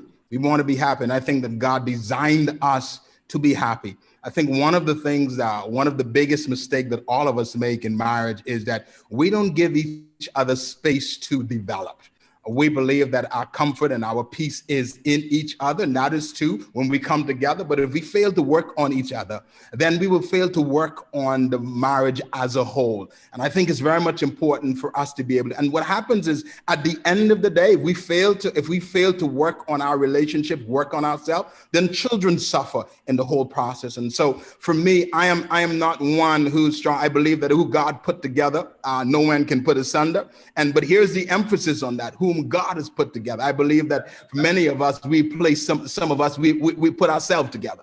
All right. Okay. And so I am of this firm belief that, listen, every one of us have a mate, a God-designed helpmate. And I believe that some of us sort of rush this process and end up picking somebody that is not really God's intent. And that is why it's so important for us to be constantly working on us, being in relationship with God, communing with him, and so that we could make right choices. Hey, DB. You said something very interesting. You said have the space to develop. So you're saying individually, like we're married, but I need my time, you need your time. How do you do that without the person feeling, and if anyone is doing this a great job, chime in. How do you do that without the person feeling neglected, or are you cheating on me, or is there another person? How do you do that? Well, the first thing is about communication. I mean, I think it's very much important for you to communicate that to your spouse. All right. Because what happens if we fail, and you every marriage understand this, if you fail to work on yourself, then you're going to be miserable. And really the truth is you cannot find the peace in me as a whole. I'm going to add to that. But if you're not a complete person, then I'm going to add to your misery. And so it's very much important for us to understand from the onset that, listen, that I got to give you space to develop and you have to give me space to develop. All right. And then when we come together as a whole, we're working on each other as well as we're working on our relationship and on our union as a marriage couple. That is very much important. So communication is key, DB. Yeah. Who is doing that? Hey, DB, when I got divorced, one of the first things I did, and people who know me will know, I will read everything you can find on the subject. You don't want to hear about divorce. We want to hear what man on here who's married who's doing that. Willard, tell us. Pat, tell us. Willard. Marquez, you engaged. I have one for you, DB. Dr. John. I want to hear from them newlyweds and the divorce. I want to hear from the married men who are doing it. How does it look? Well, I mean, it looks like he said, like how Gatville said it. There's a lot of communication. And sometimes the communication has to overcome the fear of feelings. So there are times where I've got to exercise regularly to deal with all the stresses. I think it was Amiel that listed all the things that happen as a man of color. My wife understands there are times where I'm going to go to the gym. It's COVID. Now I go on bike rides. But it's like but with that communication and explaining why, that's my way of trying to physically process some things so I can handle everything else emotionally and mentally. There are times where she's like, hey, you need to go take that bike ride. Like, why are you still here? So it can actually flip on you, but it's also just so important to talk about it and to say, like, my wife will say there's certain things she's going to do. She's going to go watch her show. She's going to take a walk early. She's like, there are times where I have to say, kids, your mom is upstairs watching TV. I want to go find mom. Do not go in there. Do not go near her. If I hear you on the steps, you got to deal with me. There it is. So that's how DP, it works. You find it. Can I add to that real quick? With the communication aspect, we can't just be reactive. We have to be proactive. One of the things my wife and I do is we have check-ins. And we do a check-in at least every other weekend. We never let it go past 3 weeks. Because sometimes what can end up happening, life happens. You get busy, you go work out, you have other things going on, and you never communicate with what's really going on with you. So some of the questions are, hey, how are you feeling? How are you doing? What are some things that I can improve upon? Because what ends up happening a lot of times is, like you said, oh, go take that bike ride.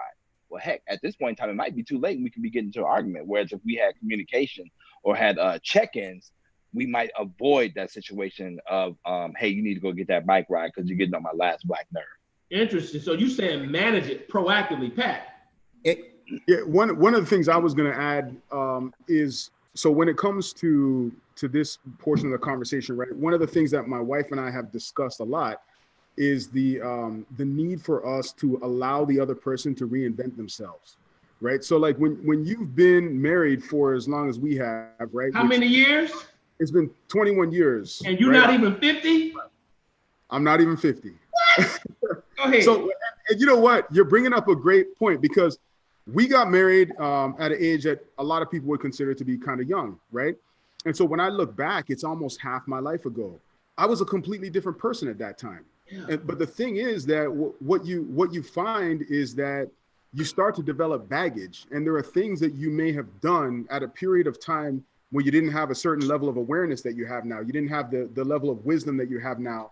And all of those things start to accumulate as baggage, and they affect the lens that you're viewing your significant other through, and vice versa, right? And so if you don't deliberately allow that person to reinvent themselves, right? Which means to use a fresh lens to look at what they're doing, to evaluate how they're reacting and all that kind of stuff, then you're doing them a disservice because you're judging them through an old lens. So we've made a decision that we're going to allow ourselves to reinvent ourselves by just looking at each other afresh and giving each other some grace. And I think that's really important.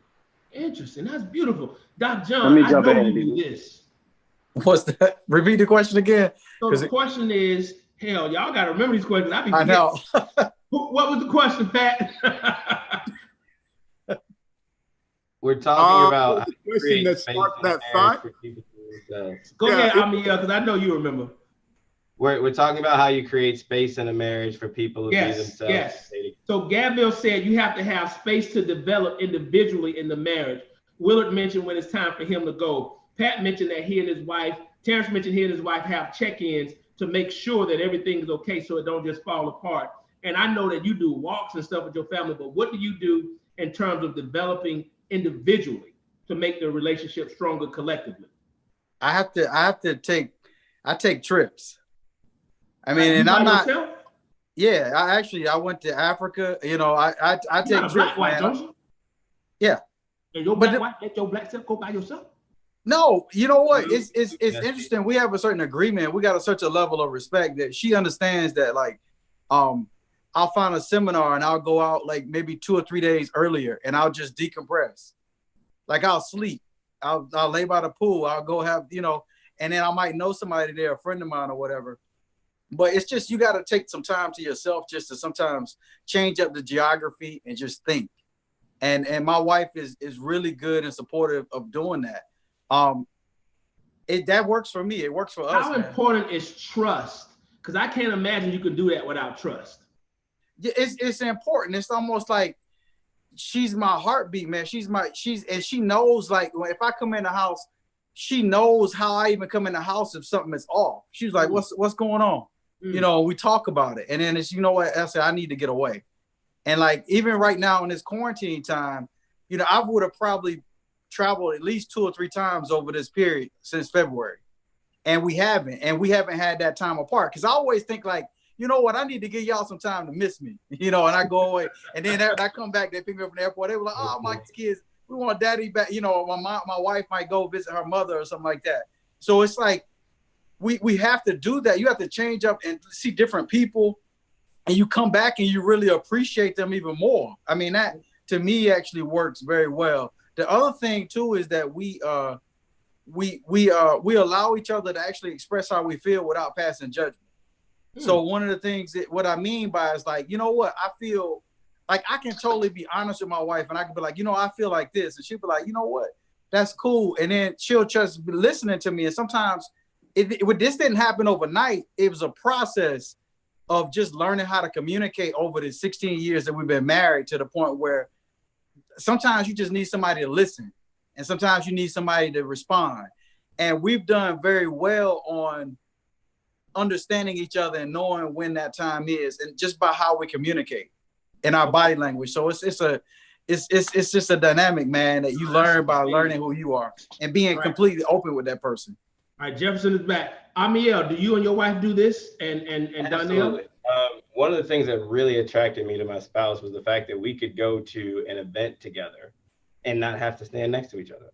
The idea that me and my spouse could have separate experiences and bring them back to the relationship and talk about them keeps your relationship fresh, right? Like, I know where I live. I know where I'm at. I see what I see. I want somebody to bring some other stuff.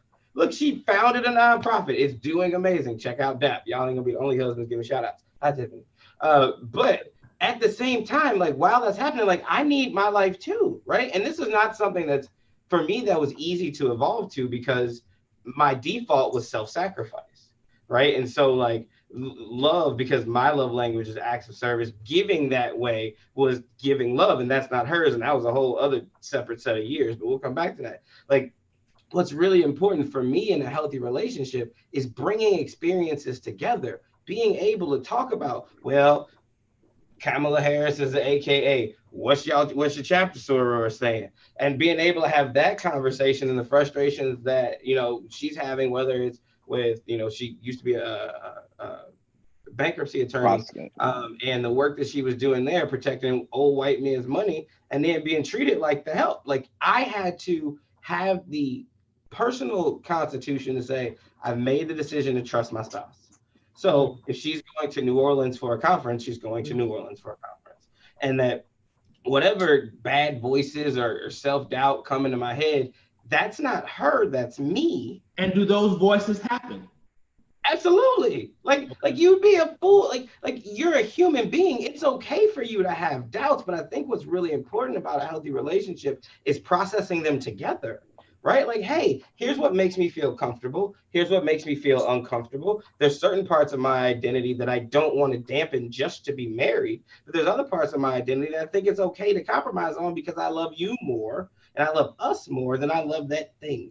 Right? But like, I can't imagine, like, and everybody's marriage is different. I have friends who there's the Mike Pence model, right? Which is like, I'm only with my wife if I'm with any woman, anytime. That's not my life. And I like the fact that my wife has a whole life and thoughts and experiences without me that we then can bring back together and have conversations about. Does that have to be an agreement? Like, because I know men and women who are like, no, that my man's not going nowhere without me. I'm like, what? So does that have to be an agreement? It's a series of conversations around, but why?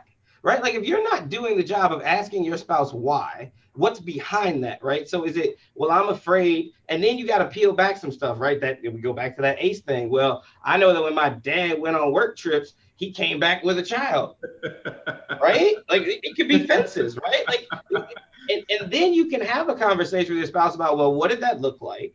And how is what I'm doing, does it look like that?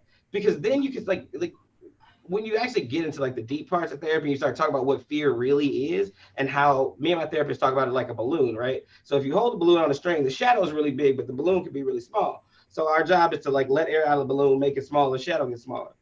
Are we talking about the shadow or are we talking about the thing, right? And so having that conversation with your spouse about, hey, so I understand your dad cheated on your mom.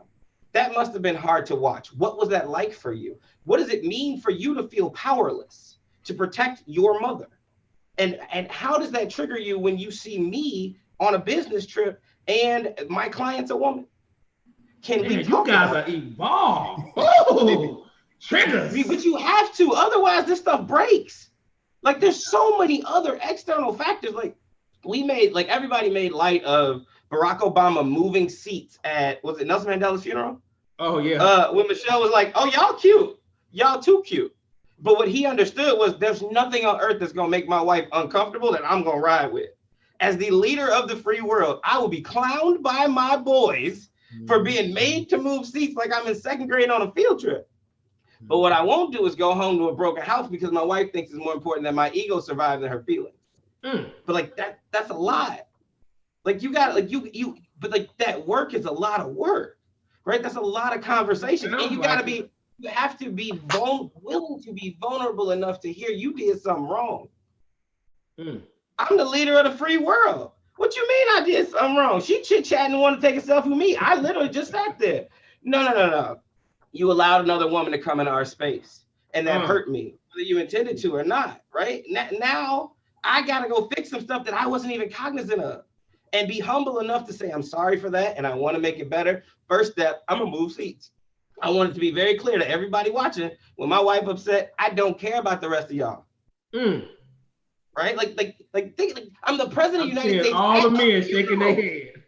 Like at a funeral. I'm the president of the United States at a funeral for one of the greatest leaders of civil rights and change on earth. And my wife ain't happy, so we changed some stuff. If you're not willing to do that, you're going to run into some headaches. It's going to be harder. Wow. Winston. You a global icon. Your product, for anybody who don't know, Winston Lee is the CEO of Cup Design. These are my bags that he made himself. And I know Brother Marquez have his. Dude, everybody around the world wants some Winston Lee. How do you create this space to develop individually to bring back to your wife? And I've seen your beautiful, amazing children. I just saw your daughter. Is it winter or summer? I keep forgetting which season she is. You're on mute. Winter is her name. Winter, there you go. So DB, my situation is a little bit unique. I want to say, like, authentically, I fell in love with my best friend. And we're equally yoked. And you can't fake chemistry. Chemistry is a real dynamic in any relationship. Most guys are saying you have to create this space. Me and my wife have to actually do the opposite.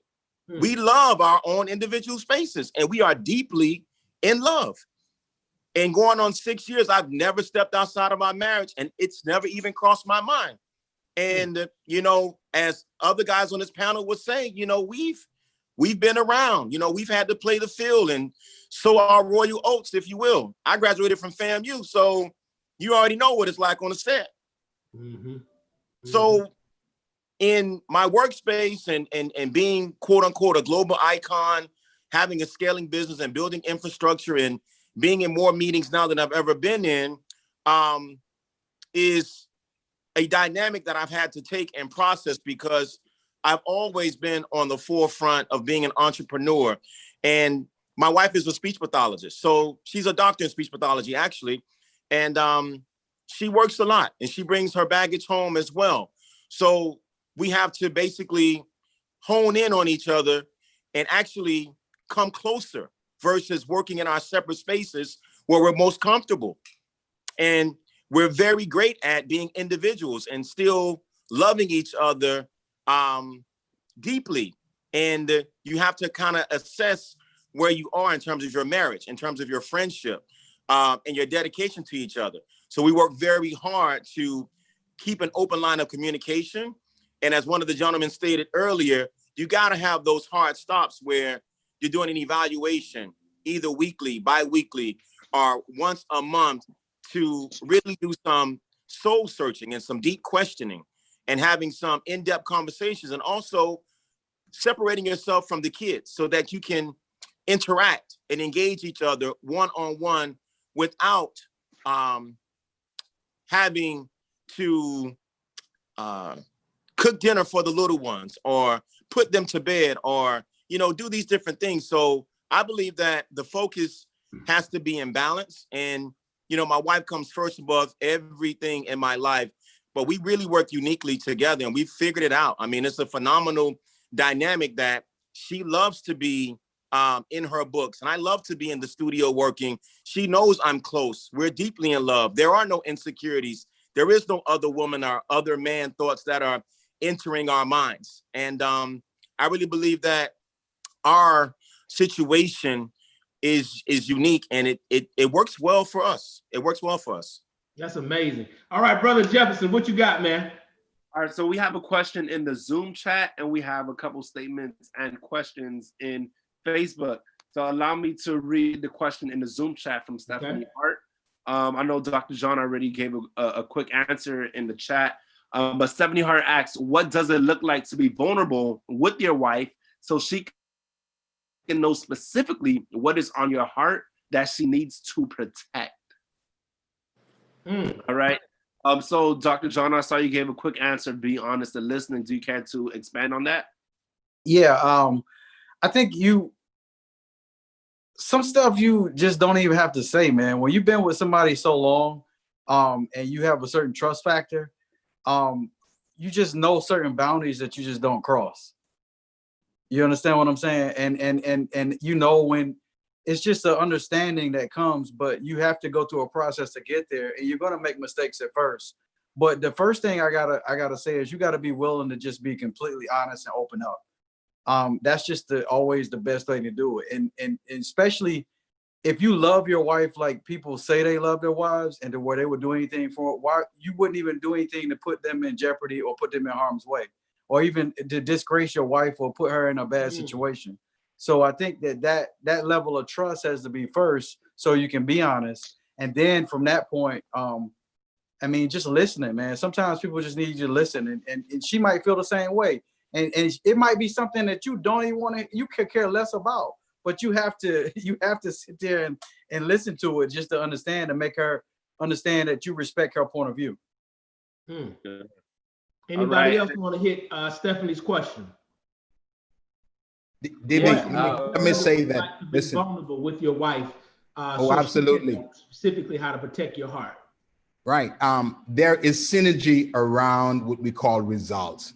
We've been talking about this trust factor and about whether your wife would give you that space, etc. Listen, she would more than do that when after she's given you that space, that you constantly produce results, and it's vice versa, because all of us are synergized and we get energy around the fact that we are producing results. So they know that, listen, you spend that time by yourself and you come back to the marriage, bringing results and the benefits from being isolated, then she will always protect that. And the same thing with you. And so what happens is being vulnerable will become a part of that, because what you then recognize is that, listen, both of you working on your vision and on your goal, and you find peace in that, and you're bringing that back to the marriage. And what happens is trust is going to be built out of it. Okay, nice. Yeah, the only thing I would add is just know, if you know what your triggers are, start there. Like whatever it is that makes you triggers before. And when I went to a counselor, she broke down some triggers I did not know was there, but I know that it was a trigger. What is a trigger for those of us that may not know? What do you mean? What are you talking about?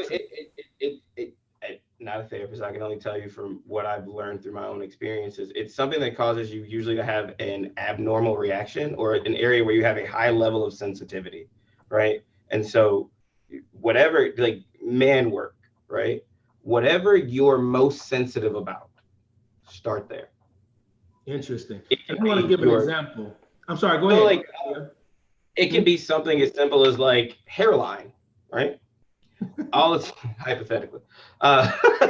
So like if you're somebody who is like, yo, I feel like I have this makes me a man, or this doesn't make me a man, or your income level, education, we all have like a series of experiences that kind of make us feel really, really great in some ways and weak in others, right? And so I think if you have to know that, like, whatever it is about you that causes you to feel some kind of way, if we could talk culturally, like about something, start there with your significant other. Be like, hey, listen, I'm not exactly sure what this is all about. I mean, I may or may not have peeled back all of the reasons why, but I can tell you that, like, publicly embarrassing me is going to be a thing. That's the trigger. So let me ask you this. Does the trigger, is that something that was set in childhood that is still playing out now, or how do you know?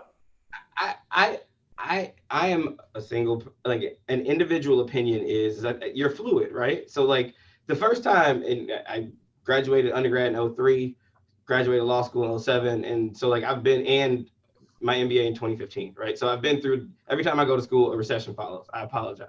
But like losing your job as a Black man means something, right? Am I the provider, et cetera, et cetera? So I don't know that it has to be like, oh, this comes from childhood and it's compounding. There's certain things that happen over the time in your life that redefine or may impact who you are, right? And so sharing with your significant other, like, look, I think a big part of my identity is being able to take you to dinner, right? Because I can remember when no matter what was going on, my dad took us to dinner. It was like a thing, right? You have to know yourself enough, and then to be able to articulate to your spouse. And this is why it's really hard work. Like, none of this is easy.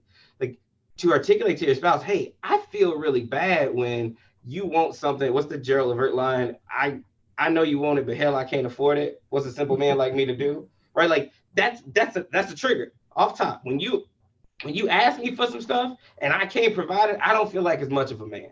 Now put that out there, and then trust your spouse enough, your partner enough, to be like, okay, here's why I'm with you. Let me affirm you differently, so that it's not based on whether or not you buy something, but the way you make me feel provided for is you make sure that there's gas in my car, whatever, right? Like, I think that figuring out what makes you uncomfortable, what makes you feel vulnerable, what makes you feel afraid at like a really personal level, there's only like maybe 3 to 5 people on earth, your doctor, your spouse, who you actually have like legal privilege, right?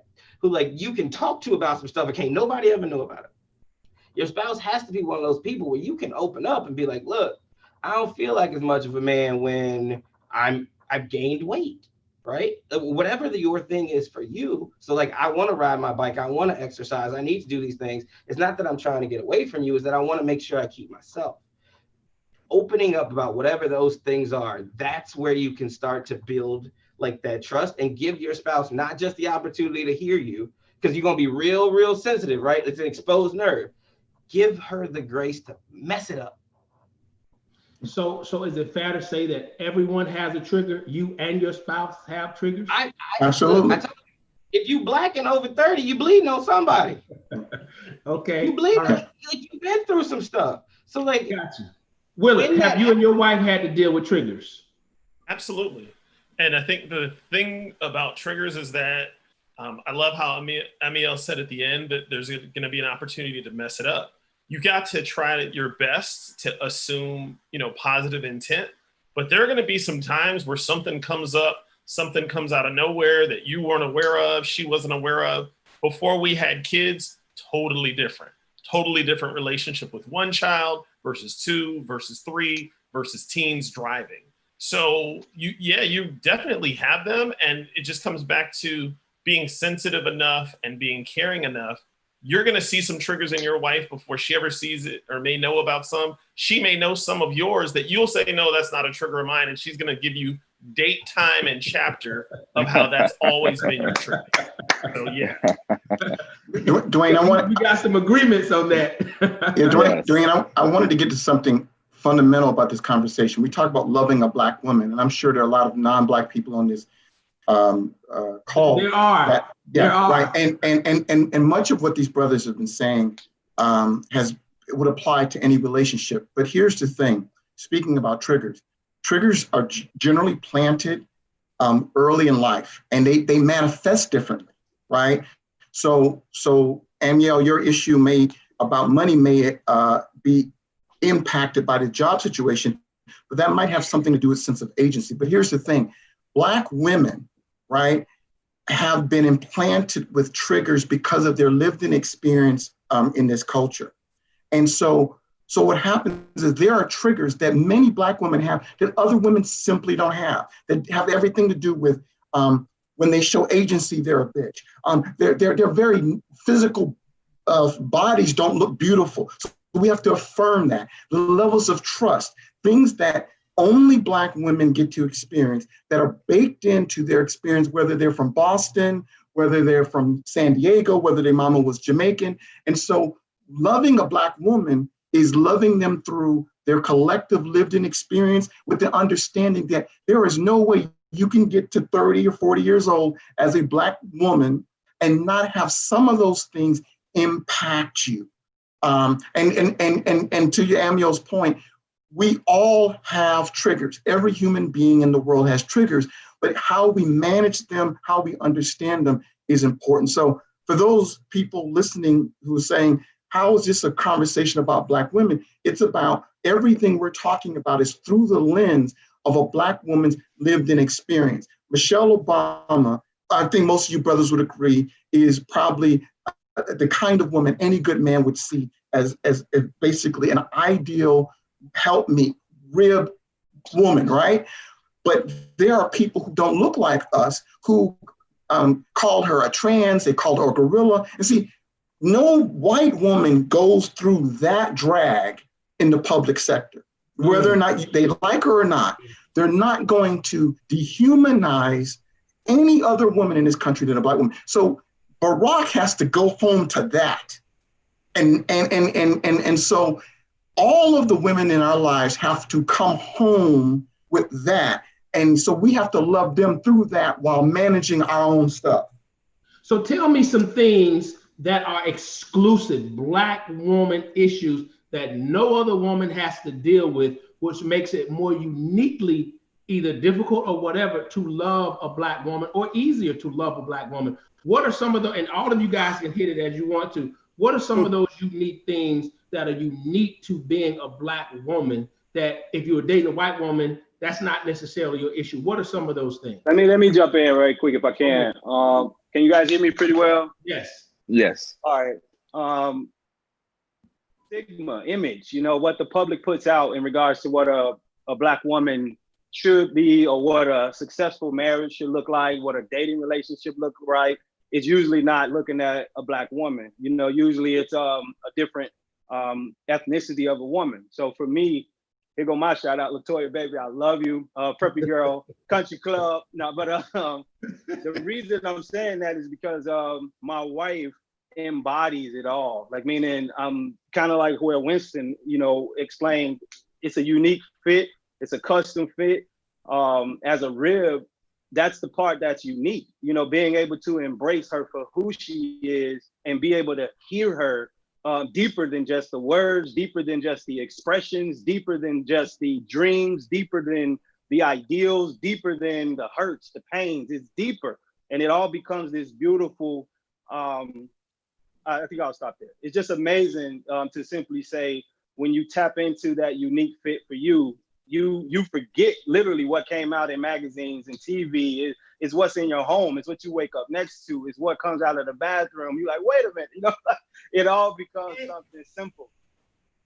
Anybody else? Yeah, if I could add to that. So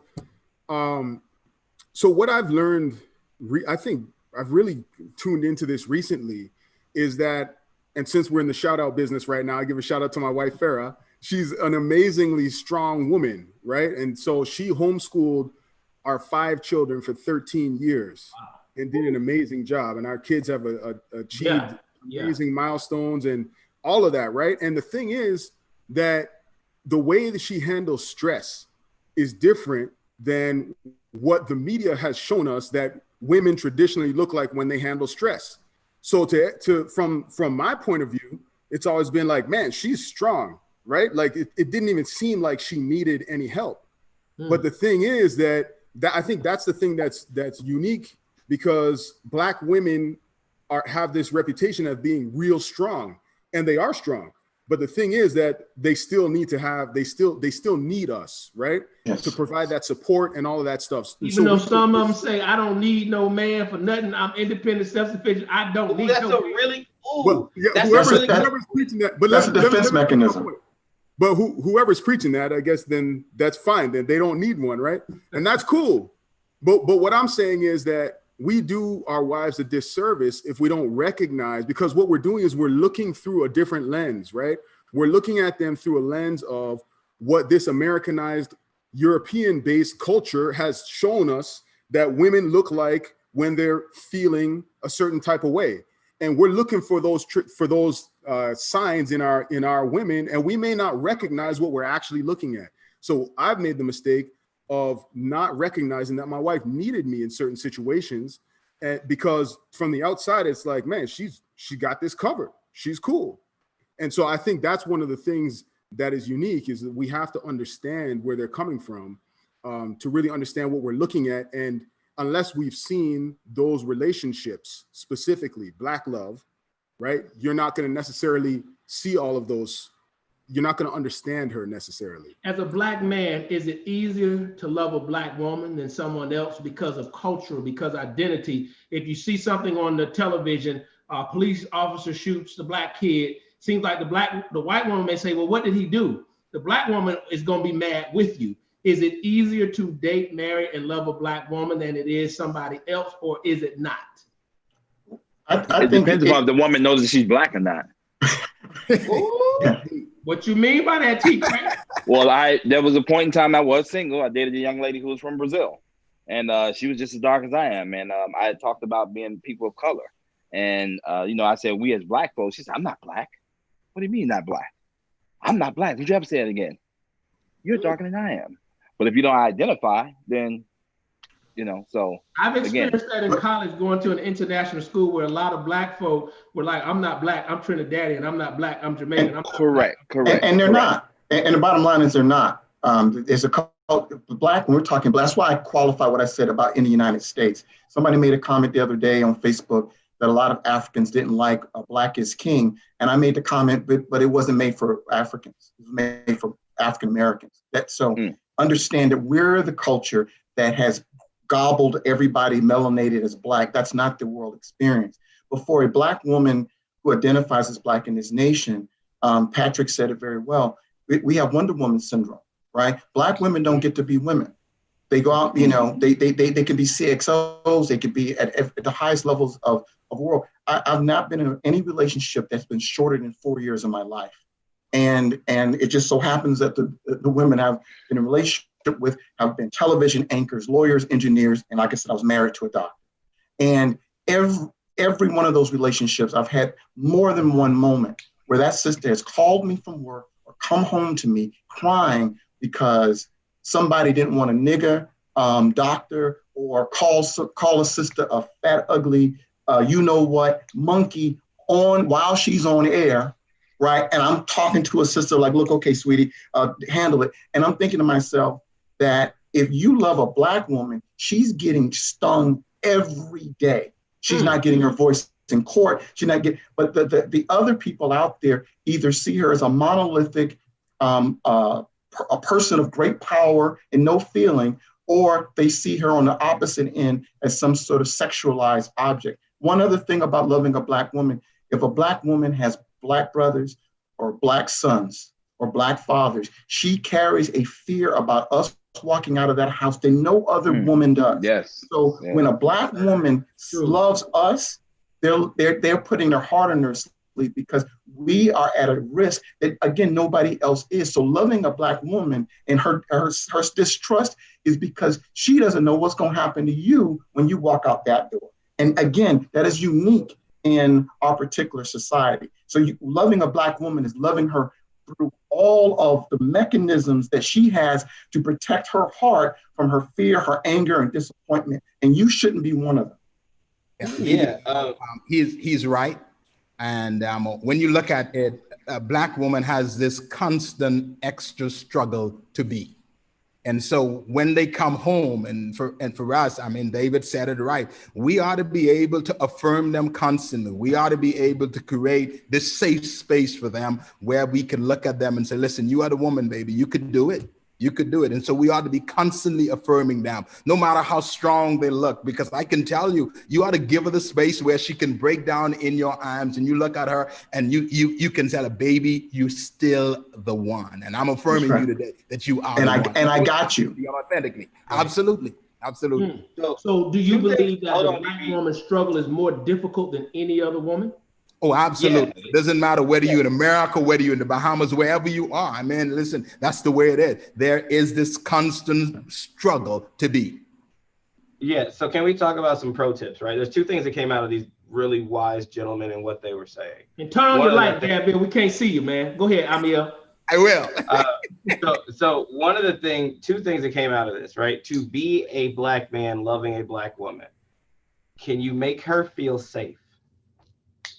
Because now what that means is twofold, right? On the one hand, you have to be able to say, hey, I want to protect you, right? And it doesn't mean in the whole world, but is there a space where she can feel like that she's actually can put it all down, right? Like I told you, my wife was a bankruptcy lawyer. When we first started, we had to have some real heart to hearts about like, look, I know you got on you got a whole book of armor on when you go out to that world. I need you to leave it at the door. This ain't that. Right? Can she do that? That's the work, right? And over time, yes, right? But so part of it is, can you make her safe? And that's twofold. One is, you can take your armor off here. The other thing is, you can feel safe about my choices, right? It's not enough to be like, oh, I protect you, but I'm out here living wild. The other part of it is like, I need you, like because when I go out the door, I'm a target, right? Look, I got pulled over yesterday. And my life experience is such that had I made different choices, I literally could have died yesterday, being pulled over by the police. That being said, I have to reaffirm for her, hey, listen, I need you to know, here's how I'm keeping myself safe. So your heart is safe. So your future is safe. So our son's life is safe. I need you to understand that I'm not just protecting you from me or from them. I'm protecting you from losing me. That's some stuff that a Black woman will deal with and internalize, whether she has the immediate sense of loss or she just has a cable news network that other races don't have because it's not internalized the same way. The other part of loving a Black woman, so first is safety, two is affirmation, right? So, and we talked about this on a one-on-one. If you ever want to blow a Black woman's mind and get a pause, ask her, when was the last time you were affirmed? Yeah. Just let it sit. Because she's going to be like, oh, well, when I do this, people say nice things. No, it's not my question. My question is, when you didn't do anything, when was the last time someone just said you were great? Not because of what you gave them, but because you existed. right? There's no part of where a Black woman is, whether it's her writing, her speech, her language, her natural hair that grows out of her head, her body, the shape of her hips, that anybody in mainstream media in the United States is affirming. Like, we remember Serena Williams not being able to wear a bodysuit as a tennis player because her booty was too big. But the brothers affirmed her. Right. But the idea that there's some part of your actual physical existence and the way God made you, and if I read the scripture right, you're beautifully made, that the rest of the world is telling you is inherently wrong. So then are you willing, and that's why I said, like, are you well, right? Are you working on your wellness? Because you got to be able to take your lumps out in the world, come back, make a safe space, be responsible for yourself, and then say, and you look good. And you said something really smart today. I really liked what you said to that person on Facebook when they was talking crazy. Whatever it is, it's your significant. The way you make this mac and cheese is better than my mama's. Whatever it is, you need to be able to affirm her because she's not getting it anywhere, nowhere. When you start to meet like Black men, sometimes we forget because like we're a rarity, and so like we get like this. Like go back to DB's page and read the comments from women, non-Black women, about, hey, really excited to see this, right? And you did a good job. I had some sisters real mad calling me like, why are these white women on your goddamn page? We talk about Black women. There's a lot of people mad at you, just so you know. That ain't my issue. And guess what? I could care less. Right, good. Hey, but like for those women, can I interrupt? Can I jump in for a second? Go ahead. Yes, please. Yeah, I just want to also talk about the fact that it's so rewarding. It's so fun to find different ways to affirm your wife. So one of the things that happened as my sons started to get older and pay attention, they started going with me to Costco to pick out flowers for mom. And so they can go to Costco and they can be like, well, these are good roses. These are okay flowers. What's the occasion? Why are you doing it? Oh, it's just because. Well, don't go with that one. What color is it? When they started to be able to notice that, it was like, okay, I didn't go to teach them. They went with me as I did it. So I just think that there are little things. There's the time my wife went on a trip. I put different cards and notes in her bag. Like I took her bag. I'm like, I'm gonna put your bag in the car. That's my way of sliding in a couple of little notes. Note says day 1, open it. She's all happy. She's with some friends. Day 2, she's like, this card, day 2 didn't have no card in it. And like day 3, there's a card and a gift card. So she could shop while she was out. Not that she did not already had access to all the money, but it was just, she could go shopping and her friends were like, wow, he knows you well enough to know, put an actual gift card in there. So those are the things. Though, because you said you are actually teaching your sons how to affirm and also love a Black woman, whether it's directly or indirectly, that's something I've never seen. Yeah. I mean, it's like we can make sure that there's going to be some young men, some young women that see that happen. I mean, that's what I didn't even think of it as much. It was just, I was taking my sons with me and then they started to say, well, hey dad, what about these? Hey dad, what about those? And you're like, wait, they're watching every word. They've been watching every second and they've been picking up on this. Oh yeah, they're watching everything. Gabriel's got his lights on. Okay, Jefferson, my apologies, brother. Come on in and ask your questions, man. What we got? No, you're good, man. This conversation is powerful. Everyone is loving it. People keep saying Amiel is deep. His brother is deep. Yeah, you got a lot of love on the Facebook chat. So we have a couple comments. Well, one question, I can't find it right now because there's just so many things. But the question was asking, do we feel as though music videos have shaped the way men, especially us Black men, view women? So I'd love to hear the answer to that. I want to start with James on that because he is the music man. Is he still? Yeah, James, ask the question again, Jefferson. Yep. So the question is, do we believe that music videos shape the way that men have viewed women in society? Yes, it does. Music is a powerful mechanism and it's a tool. And not just music, but the videos itself gives impressions. And so my short answer is absolutely yes. And is it positive or negative? Very negative. Why? Because it doesn't portray Black women the way each gentleman on this panel was talking about Black women. It portrays them, it over-sexualizes Black women. It doesn't show the boss that Black women are. It doesn't show the pain that they've been through. It doesn't show the struggle. It doesn't show the strength. It doesn't show the queen. It doesn't show those types of things. Very few. And we're in the middle of a war right now. And part of the war is about how we're viewed by not just the world, but how we view ourselves. Keep going. But that's how we view ourselves. Go ahead.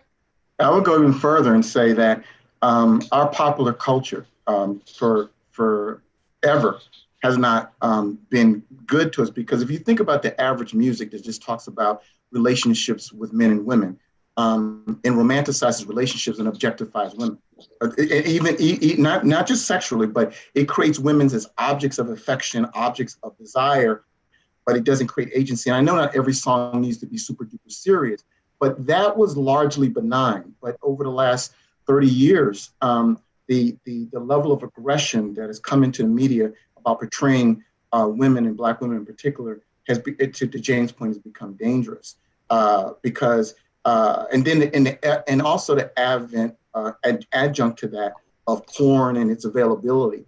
I deal with young people. I deal with high school and young college people, and I'm telling you, got teenagers today who have seen more in their teenage years of sexual content that all of us put together have seen thus far in our lives.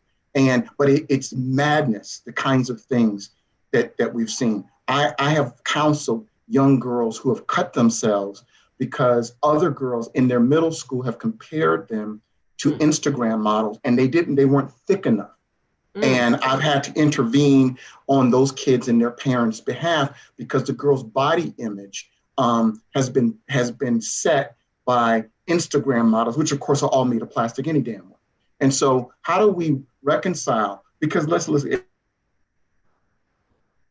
everybody's talking about WAP this, WAP that. These young ladies, right, are extraordinarily talented, and they're engaged and they're taking control of their business interests in ways that Black entrepreneurs in business hadn't been able to do in the past. And we want to be able to respect and honor their drive, and also understand that they're women in their early 20s and whatnot. But then at the end of the day, is there a way that a Cardi B or a Megan Thee Stallion can put out great music and great content that 20 years from now she could look back on and say, look, this is good stuff. I'm not blaming them, but that's the environment that they're in. They're succeeding in a game that will pay them to sexualize themselves. But when they want to have a message, then it's not as taken. So this has been going on for a long time, but at least Motown was trying to show us as classy, right? And image is important, and the images today are not healthy for our young people. Their minds are still developing, as you know, Dwayne. And they think that's what life is. They think that's what womanhood is. They think that's what relationships and sexuality is. And we're reaping the poor benefits of that today. So here's a problem. CNN did a study that said Instagram is the worst social media app for teens in terms of self-image, in terms of self-esteem, in terms of how they see themselves, because they're comparing themselves to something that does not exist. So as men and fathers, I know some of you all have teenage daughters. How then, and Gavin, I know you do, how then do you teach your daughter that she's beautiful and where everything else is Cardi, what's her name? Cardi B. I don't even know her name. The Kardashians. That's the quote unquote standard of beauty, even though it's fake as heck. But how then do we teach our Black girls with their natural hair that they are beautiful when this world is giving them something totally different than themselves? So Dwayne, this is a tough one because we're up against so many impressions that when we tell them that we love natural beauty, they don't believe us. Like when we tell them those eyebrows that make you look like Snuffleupagus, 5 inches long. When we say those aren't attractive to us, they don't believe us. But I think it's even. But here's the danger. We shouldn't be teaching our girls to value themselves because men think they're beautiful any damn way. Sure. What we need to be teaching them is about what to value themselves on. Absolutely. And then the other stuff comes out because it becomes a catch-22. Is it right for the dad to tell them they're beautiful? So basically their sense of self and agency is dependent on another person We should be teaching them to find their agency and worth in themselves.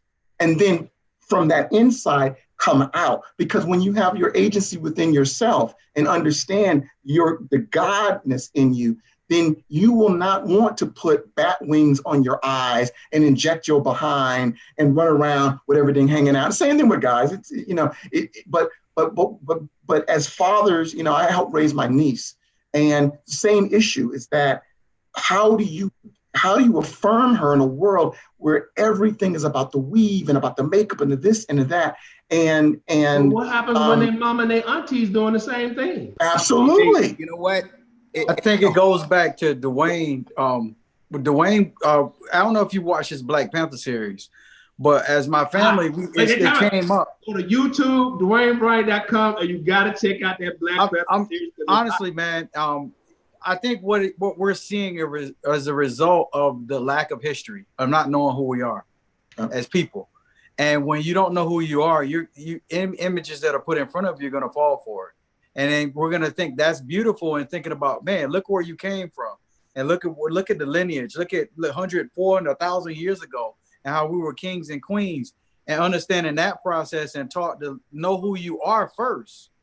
In this world right now, it is so important to know who you are and what you stand for, because you'll fall for anything. Gadville, the home DB is the greatest place of influence. I say that all the time, and I believe that it's the greatest place of influence. And so when my daughter comes home from school, from university, I am constantly affirming her. Not only that, but she has a great model in our house by the way of her mother. And so that is who she emulates. So it doesn't matter what images you place before, because when she comes home, DB, right, we affirm who she is over and over and over again. And I know that myself as a father, I have a great influence on my daughter. And so what happens is I constantly speak into her spirit. She's the first voice that I'm the first voice that she hears every morning. I call her, right? I'm the last voice that she hears before she goes to bed on a constant. Doing that because you checking up on her, making sure ain't no boy in that dorm room. Well, really, because and that's true. But here's my thing, DB. I know that I'm the greatest voice of influence in my daughter's life. And so I don't want to take that for granted. So I take that on as a real commitment to shape her into who she could be, and so that she could be the brightest, she could be the best and most confident Black young woman that you've ever seen. And I want to say, that's why I was just getting ready to call on you, because I know Gabby from out the womb, holding her as a baby, now in college. She is absolutely wonderful. She's soft-spoken. She's not a loud person, but she is strong on the inside of her character and her content. So everything you're saying, I'm a witness that is absolutely true. And as she develops, now that makes perfectly good sense. So how then were you able to let your voice, because these kids got this doggone phones, and they're on these phones talking to social media more than they talking to their parents. How do you keep that voice there in the midst of this world? DB, the Bible talks about this, that kids is like an arrow in the hands of a skillsman, right? And wherever you direct them, that's where they go. Kid, they turn out what you make them, DB, what you turn them into, what you put on the inside of them. And so that's your God child. I have been in my daughter's life every day. And I'm affirming her every day, all along the way. So what happens is when she has a challenge, she picks up the phone and she calls me. Not because that just started, but because I've been the voice in her life from since she was a young baby. And so nothing changes. And so very often it's very important for us who are fathers to know the role that we play, especially in our daughter's life. And so so that we can grow them up into being the best Black young ladies that they could ever be. Great young girl. Can I insert one thing? Go ahead, Amiel. I got the best advice ever from one of my closest friends' brothers who since passed. We were at his wedding, and at the time he had 2 daughters. So this has to be, I think this is like 2007-ish, 2006, maybe 2010.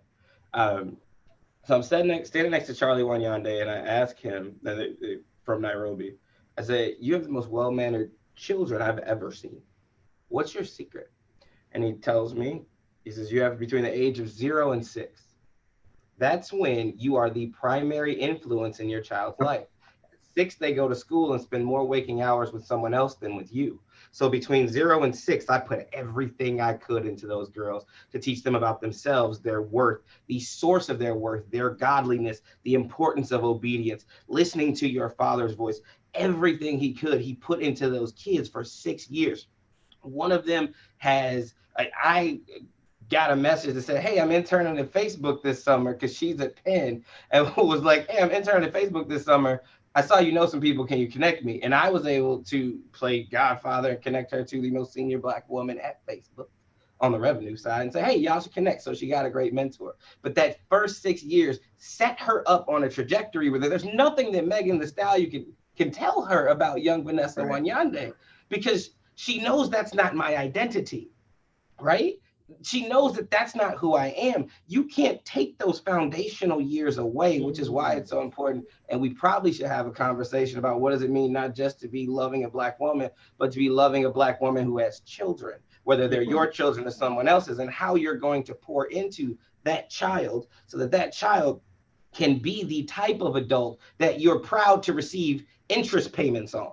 Right? Like I put that money in, I put that time, effort, and energy in, that investment in a 4-year-old, and taught them that their sense of self wasn't what someone said about their doll. Their sense of self was in their ability to stand up straight and articulate, my name is pronounced this way. And that her identity comes from her and from God, not from external sources. So ain't nothing that BET Uncut can tell her about who she is as a person, because she's already got an identity, and you cannot change that. Powerful. Yeah, men teach girls how to relate to men. Women teach girls how to be women, and men teach boys how to be men. You remind me of my goddaughter, 29 years old. She just made the Broadway debut earlier this year. West Side Story, worked very, very hard. And we've been very, very close. And her mom and her dad went to high school with me. When they had their oldest daughter, they were like, "You gonna help us raise her?" And what I found interesting is her mom and I are best of friends. And one of the things she says, the reason why I have trusted you with my daughters is I watched how you walked in high school and college with young women. And just this last month, I've been writing her letters of recommendation for grad school, because she's going to go get an MBA, because she wants to open up a Black casting agency, because her experience in the dance world and working on Broadway is how dehumanizing it is for Black dancers. And one of the things I've asked her, I said, you could make so much money. She's a professional dancer. She's beautiful, whole 9 yards. And she says, I know who I am, Uncle David. So even though the easy money would be to go out and take her skills and, back that thing up or whatever they're doing these days, she is so clear about who she is that she wouldn't do it. And then she said something to me just last week. She would never do those things because she would not want to do something that would disappoint her mother, her father, or her godfather. And so that even at almost 30 years old, that relationship of building in and watching grows. And so you're absolutely right. It starts early on, right? So we don't have that relationship because we just started talking. We have that relationship because I went to all those dance recitals and was there with her parents. And she got to see a wonderful marriage, but she also got to see her mother and her godfather have a wonderful, close, loving relationships, and realize that men can be friends with women, men can support young women, men can have relationships with women that they're not related to, but not be sexualized. And I think that's also something that's important. Girls need to see all kinds of relationships with all kinds of good men, so they understand that they don't have just two beats to engage, my dad or my partner. There are other ways that we should be engaging our sisters, because we have to love all of our sisters. Absolutely. All right, Jefferson, doggone it, we're going to stick to you this time for real. Man, that was very powerful, Mr. Cole. And so we have some comments around beauty. And so allow me to read 3 quick comments. Ellie Davis said, it can be difficult to believe men about beauty standards because the actions don't align up with their words. We also have another comment around beauty standards by Mary Williams. She said, too often men say they love natural beauty, but the mate they choose do not conform to their conviction. And James replied to that saying, Is that because the mate does not believe that the natural beauty is more desirable? Many men love natural beauty, but we are comfortable enough to love you the way you are. I know James that was replied to that. James Borishade replied to that. Jefferson. Yes, sir. Did you say Oh, James? yes, James replied to that. Oh, Correct, perfect, yeah. perfect. So James is hitting out people on Facebook. Perfect, love it. Go ahead, because I know he can interact just fine. Go ahead. What's next? All right. And so those are conversations around beauty. And then we also have some engagement on YouTube as well. So on YouTube, we have a nice little chat going here. Deborah Pickett said, everything begins at home. Parents have to be consistent in how we live our lives. What we say and what we do must consistently align to provide a solid foundation. Deborah Pickett also said, purpose-driven parents rear purpose-driven children. Principled parents rear principled children. Preserving parents rear preserving children. Patterns are established early in life. Yeah, let me say this. Yeah. Oh, yeah. Shout out to Deborah Pickett. Deborah Pickett is a single parent mom. Deborah Pickett has been homeless with her 4 boys. Deborah Pickett has had jobs and have been fired from her jobs. All of Deborah Pickett boys have graduated from high school. 3 of Deborah Pickett boys have graduated from college. 1 chose to get a job. With 1 little bleep, none of them have criminal history. 1 is graduated from college with a master's degree from Berkeley University. So when what she's talking about, and she's written a book called Never Give Up. So I want to definitely give her a shout out. She's a Black woman who loves God. And I don't even understand. I'm like, you go through so much. How have you not given up? To the point that she wrote the book about Never Give Up. So if anybody want to get some parenting lessons on that, Deborah Pickett is absolutely the one. So I'm sorry, keep going. What else you got? All right. And so I'm reading through the comments. People are saying father and daughter love is a strong bond. People are saying true. We got a couple shout outs. David, you are right on. Someone said not the bat wings for the eyelashes. And proud of you, DB. So we have a lot of comments that's affirming a lot of the words that are being said. Yeah. So brothers, we people say Black men don't talk, but God dog, we've been on here for 2.5 hours. So this is what we want to do, because we want to wrap it up. But I mean, I had questions for y'all that I haven't even gotten to. I just want to throw the question out. The person who has the answer, like your heart, you know you got to hit it, you answer it. So here's a question I have. Is there a head of the household for the married men? Is there a head of the household? Yes. Answer. I would say I'm old school grandfather. You got to have a rooster in the house. You can't have hens. And I'm not being chauvinist or anything like that. Hey, on my station, you ain't got to be politically correct. Okay. I can care less. Trust me, I done already busted people in the mouth by telling me what to talk about on our conversation. Go somewhere and sit down and start your own conversation. So you saying, yes, there's a head of the household. Yes. And who is that head and why? I think it should be the male's job is provide and protect. Okay. Anybody else? Yeah, I'm convinced that the men ought to be the leader in their home. We are the priests of our home, and we ought to set the standards, and we ought to lead it out. It does not belittle the role of the wife. I think we are equal, but at the same time, I ought to be leading as the male figure in my home. I think it's a God-ordained position, and we lead most effectively from our homes. And I think it's very much important for us to do that. Anybody else? Yeah, I agree. I agree with that. I would say that that's a big responsibility, right? And so what it means is that you have to figure out what that looks like in your home, right? And so like your wife has a lot of skills that she's bringing to the table. Your wife, like you need to make sure that you create an environment where that can be maximized and used for the benefit of the family, right? And so, yes, the man has to lead, but that leadership is, for me, that's like a servant leadership, right? And that's a leadership that makes sure that everybody is utilized and understanding what that synergy looks like. And I think that looks different. So he's not just dictate orders, you do this, you do this, you do this, and she has to follow. He's a servant leader. What does that mean? A servant leader is somebody who's edifying those around them, right? So that you can maximize whatever it is that God put inside each of those people. So God has gifted everybody with something. And so if those gifts wind up not coming to fruition, then I would put that on the leader. So you have to, as a servant leader, you have to make sure that you're creating an environment that will allow all of those things to blossom and to come to fruition. So then as the leader, is there some time you have to follow? Most of the time. So one of my favorite leadership quotes is Lao Tzu, who says, to lead people, walk beside them. Of the best leaders, of the worst leaders, the people will say he did it. The next best, they'll say we did it together. But of the greatest leaders, the people will say we did it ourselves.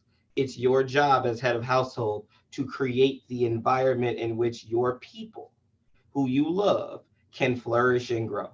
That's it. That's the job. You be the person who makes the biodome, be the architect, know your people well enough. That's your children, that's your spouse, that may be your parents who are influencing your home, right? We didn't even get time to talk about what does it mean to have in-laws. That's a whole nother 3 hours. Hey, I got it out here. But like, as the head of the household, shout out to Dr. Kenyon Bryant, who asked, like, what does it mean to provide? You have to provide in safety.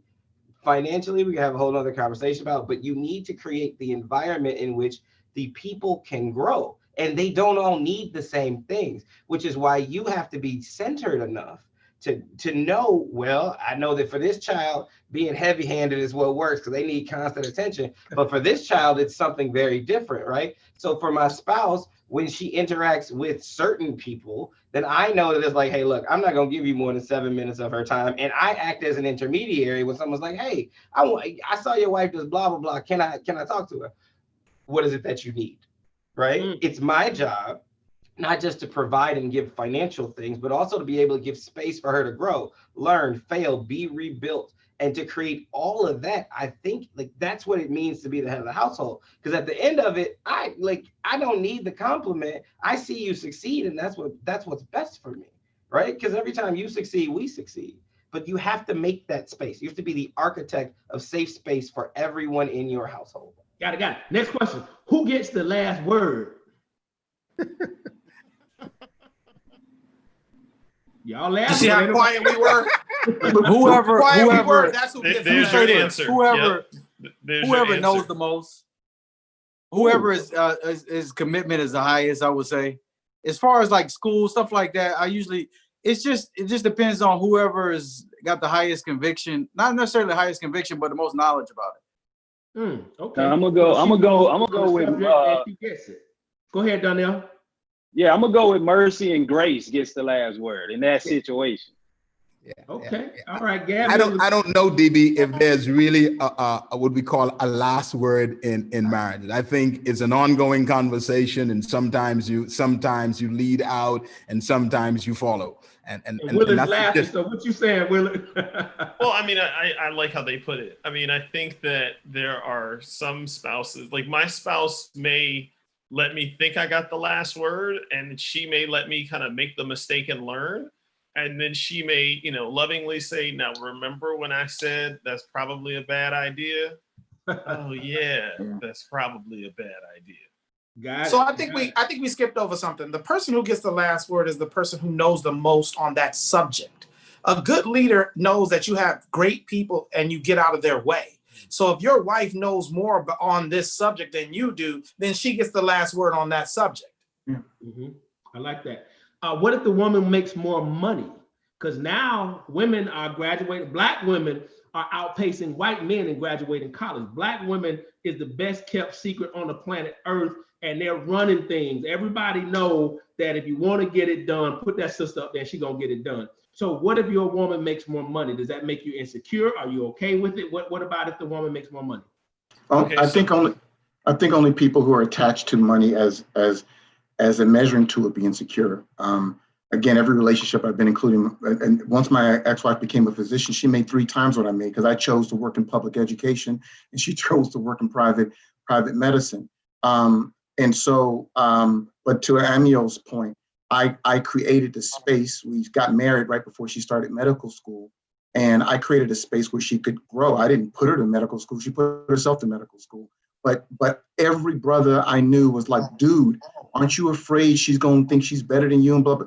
No, this is not a race. If your partner or spouse chooses to do something that brings them more money in because that's what it is what it is. How is that a measure against your manhood or your capacity to protect her heart? Man, they cheer. You know, that blends into this idea that the two should become one. And so whether she wins, I win. Whether I win, she wins. We win. So then an intelligent brother should not be intimidated or insecure because this woman is making more money because it's bringing it into their household. No, it has nothing to do with intelligence. That's the wrong word. It's mature. A mature and secure man. It's the security. Yeah, because there's plenty of intelligent men who are intimidated by the power of the woman sitting next to them. Yeah, I mean, there's a self-confidence to it because I got to tell you all the real story. So my wife, Stephanie, who's been watching, she's been chatting. Oh, I know she trusts me. I know your wife on the chat. Listen, my wife made way more than me when we got married. My wife had a house, she had a car, she had her MBA. I had an apartment.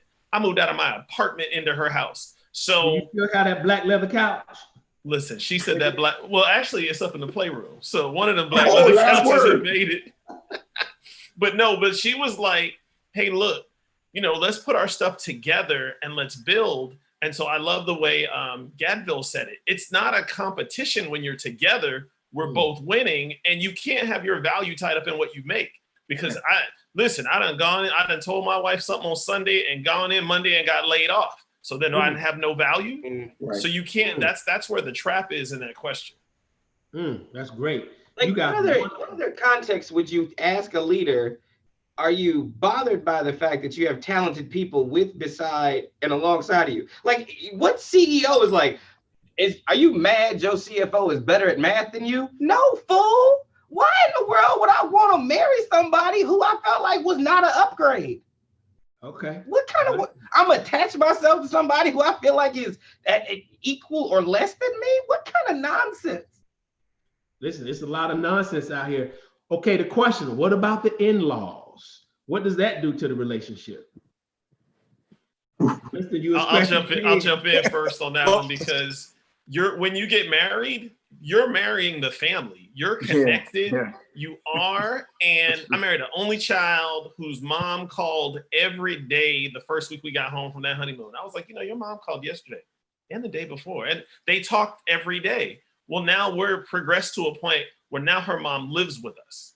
And so it wasn't a tough, hard thing for me to do. I did the math 21 years ago. I was like, only child, mama calls, they're close. So you got to understand that as life progresses, as things happen, you're going to be faced with some real world challenges and some real situations to deal with. You absolutely have to build your good, healthy relationship with your in-laws. Well, it's your wife right there by you. She in the next room. Come on. Hey, because I know Stephanie, she over there, you better get his answer. Look, I knew everything I needed to know when my wife's mother called and it said, Mommy. I was like, okay, all right. And we met in law school. So we had both graduated from undergrad and, we're planning for our future careers, but it still says Mommy. Like my wife's relation, we live 5 blocks, I think maximum, from my in-laws right now. My wife's relationship with her mother there's nothing like it, right? And I'm not bothered by that. Like I don't seek to intervene that. I think there's inherent in some of these questions is this idea that your husband should be competing with other people who are important in your life. That's selfish, right? Like I want to be first, I need to be, as opposed to being the type of spouse to say, do they make you happy? As long as now, don't get me wrong.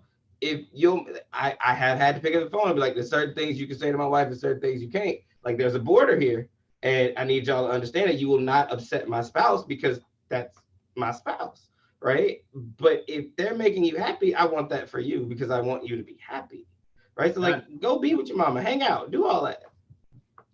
What is the best way to communicate with a Black woman? I think it's very much important. Go ahead. What is the best way to communicate with a Black woman? Listen more than you talk. Listen more than you talk. I agree. Okay, you got everybody saying. Winston, what'd you say? Yeah, you have to pay attention to your wife. And you know, all those nuances, man. And women, they evolve. They're continuously evolving. I think that, you know, sometimes we can be flat-footed and we become a little complacent in terms of paying attention to detail. But you have to know your wife. It is a constant work in progress as far as you learning the stages that she's in and being at par with her and in full alignment. So paying attention to her evolution and listening. Listening is a big key, real big key. Got it. David, you're going to appreciate this one. I was with Miss Ritchie and her husband this week. I went to the house, sat out, and I was telling her about this conversation. So as we were talking, I'm just taking notes. Here's a question to the gentleman. Who is supposed to be the breadwinner? Who cares? It doesn't matter. I don't know. Like that's a weird question. Like us. I don't what? Like I think the question is rooted. Some of the questions are rooted in a specific paradigm, right? That is not necessarily compatible with the way things actually play out today. So I think we're much more complicated than that. Maybe there are certain households where there needs to be a specific breadwinner, one and only one breadwinner, and then they have to ask that question of themselves. But I think we've evolved to a point of being much more dynamic than that. And ultimately, you know, as a leader, you have to say, what is the best situation for this family? Yeah. And then, then you can ask the right questions based on that. Patrick, let me jump in right there really quick. I was Mr. Mom for a very long time. My wife was the breadwinner, and I was home cooking for the kids, bathing the kids, picking them up from school, dropping them off, and doing everything in the household that was necessary. I had no problem with that. I'm the better cook by far, and I love to cook. I love to serve. I love to be a steward to my family. The roles have reversed since then, but you know, if there was like a power dynamic that was attached to money, then we wouldn't have bloomed together. We wouldn't have evolved together. We would have been at constant odds, you know, but we become succinct in our relationship, and the synergy was always there. And we grew not only as individuals, but as a family. And then I was able to put more time into my business and become the craftsman that I always desired to be. She became a doctor. I became an entrepreneur. My income started to explode over 8 years. It didn't happen overnight, but I didn't mind being called Mr. Mom.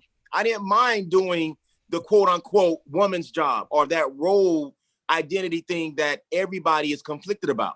Who should be the breadwinner? Who should be making the dinner? Who should be disciplining the kids? It's everybody's job. You got a role to play and you got to get in where you fit in. Your equation is not going to match up to anybody else's but your own. You have to be the first in your household and serve the way you know how. This is fantastic. This is what Miss Ritchie said. This was her answer. She asked the question. She said, well, ask them who is supposed to be the breadwinner. And then she said, God is the breadwinner because God is the source. You all are partners.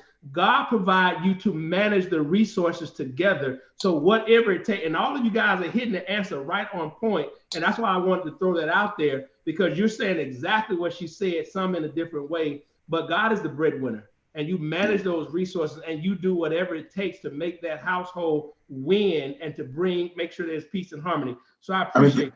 I mean, think about that, DB. Miss Ritchie had 9 children, and her husband, our first husband, was disabled. So she was the sole breadwinner for a family of 11. So she knows what she's talking about. She did what needed to be done.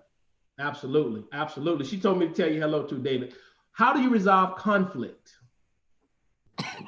Uh-oh. Go in your corner and you be quiet. Yeah. You know what? The biggest thing that I learned, I would say is you gotta be willing to compromise. Mm-hmm. You gotta be able to meet somewhere in the middle. I learned this a long time ago from a mentor of mine, and he said being right is lonely. Mm. So I really stuck with me. Being right is lonely. Mm-hmm. So sometimes you could have too much truth that you don't have enough grace. And so when you actually are so stuck on your point of view that you can actually isolate the people that care about you. And so one of the things that me and my wife talk about it a lot is we gotta be able to meet halfway, even if you don't agree sometimes, but take yourself out of that point of view, so being so strong on that point of view, and look at it from their point of view. And most of the time, you can come to some kind of agreement. That's interesting. I was talking to a lady on Facebook about this conversation, and she was saying that something like, well, it's her way or no way. I said, no, you have to compromise. And she said, compromise? Compromise is not healthy in the relationship. And I said, you're single, aren't you? She said, yes. And I said, okay. And that's all I said was like, and I really hope she's listening, because you just said the same exact word that I was talking to her about, is compromise. And let me ask you this question. Why is compromise so important? Because you come together as two people and become one. And if you have to respect that person's point of view. And compromise is a part of that respect. I think that you owe it to them. If you love them, like you said, why would you be so stuck on something unless they're about to jump off a bridge and they're, on a psychotic break or something like that? It's a different situation. But in this situation, when you're talking about love, I mean, there is no love without compromise. Uh-oh, we got Reverend Jefferson. Thank you. Thank you, Add to that. All right, so we have a question from Facebook. This question was in regards to the idea around men being a leader in the household. And this is a good question. They said, leader meaning what? Doesn't the mother lead in mothering and the man lead in other roles? Anyone want to take it? Not necessarily. I think it depends on the dynamic of the situation and where you are as a couple at that time. If your wife is in a position where she can make more money, I mean, the other brother just said it. He had to play, mom or stay-at-home dad for a while. But the thing about it, what I really respected about his opinion is he was comfortable with who he was as a man. So it didn't matter. He just knew he had to play that part at that time. So you got to understand. That's why I go back. I think it goes back to what we were talking about when we first started the call, was you got to be comfortable in who you are as a person. I think it's important to understand what leadership means. So when I talk to people about leadership, I say the leader is supposed to be the chief foundational officer. We as men, we're supposed to set the foundation for everything to grow. We're the seed bearer. In the beginning, when God said, be fruitful, multiply, replenish, have dominion, he was talking to Adam and Eve, who were already in one body as one. But then he separated us, which meant we are the people who deliver seed, and she takes seed and multiplies it and brings it back to you. So our job is to be the chief foundational officer, set the foundation for which the house will operate, and whatever that looks like in each individual relationship. And so is that assuming that the man has the tools to set that foundation? If he doesn't, he shouldn't be married. Right. And if he doesn't, he should develop those tools. I think it's very much important for men to be vision casters. I think we need to be casting vision. I think ladies and women by their very nature has the potential to be vision carriers and bearers, and they can push us, they can motivate us, and they can encourage us. That's why they bring forth babies and we don't. We plant the seed and they bring it forth. And I think that is a real concept for us that we have to be able to grasp, and we have to be able to constantly cast vision and allow it to be tweaked, allow them to hear it, understand it, be a part of the vision casting, etc. But you got to be the one who's actually casting it, and they have the potential to literally bring those visions to pass, man. I think it's key for us to be doing that. And DB, can I just add something to that? I heard Bishop T. I'm sorry, go ahead, Willard. I just wanted to add something to that, because people said, hey, he was staying at home, playing different roles. When we had our oldest son, firstborn child, my wife, after maternity leave, had a new job and had to fly out of the country for a commercial shoot. And everybody there kept asking her, well, where did you leave your child? Like, what did you do with your son? And she's like, I left him home with his daddy. And they were just like blown away. So part of what we have to keep reminding people is that it's a father's job to catch vision, but it's a father's job to father, to parent, to be in the home. We changed diapers. We burnt babies. People used to come to me in the middle of the night when they were scared. I taught them to have a prayer life. I'm like, let's pray about it. We'll pray the monsters away, go back to bed. Like, that's a part of being a father. That's not doing a mother's job. That's being a dad.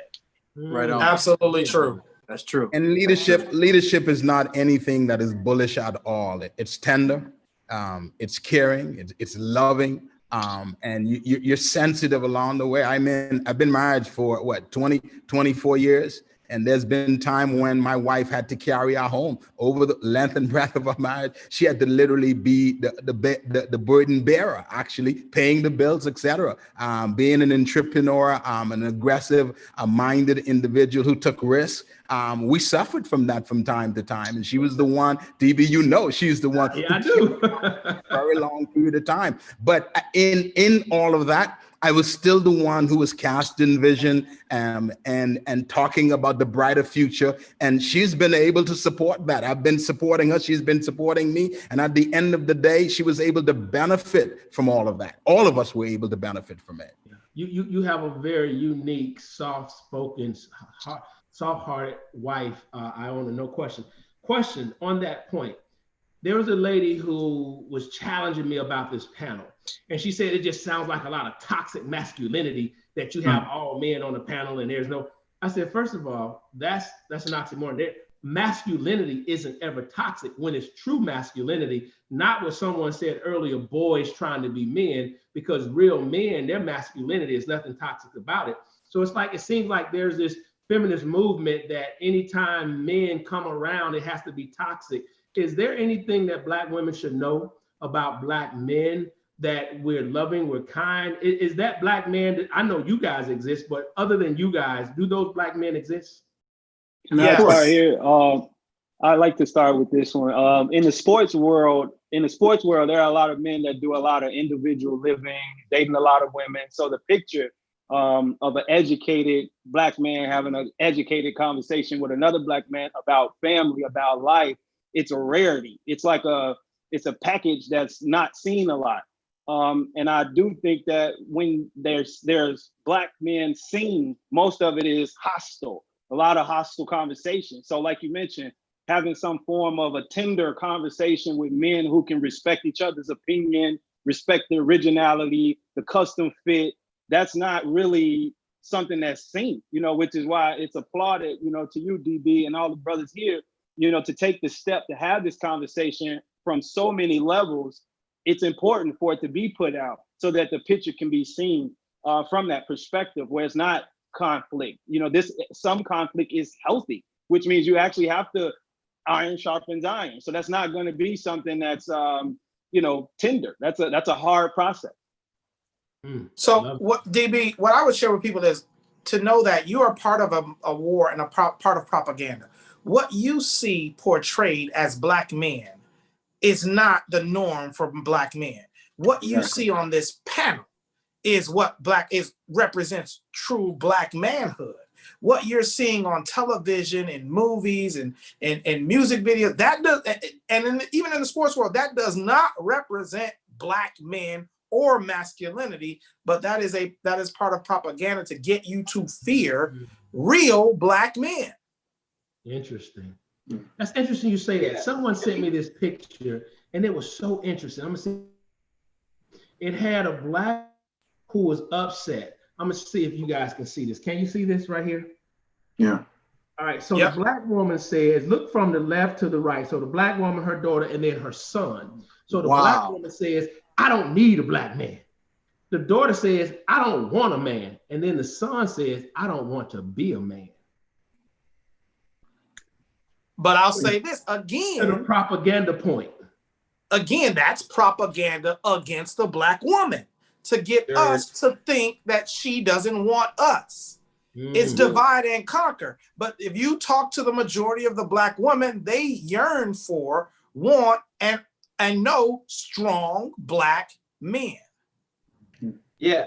Can we talk a little bit about part of this that I think is inherent is who owns our identity, who owns the messaging, right? So like we can talk about like, oh, I don't want a Black husband, I don't want a Black man, blah, blah, blah.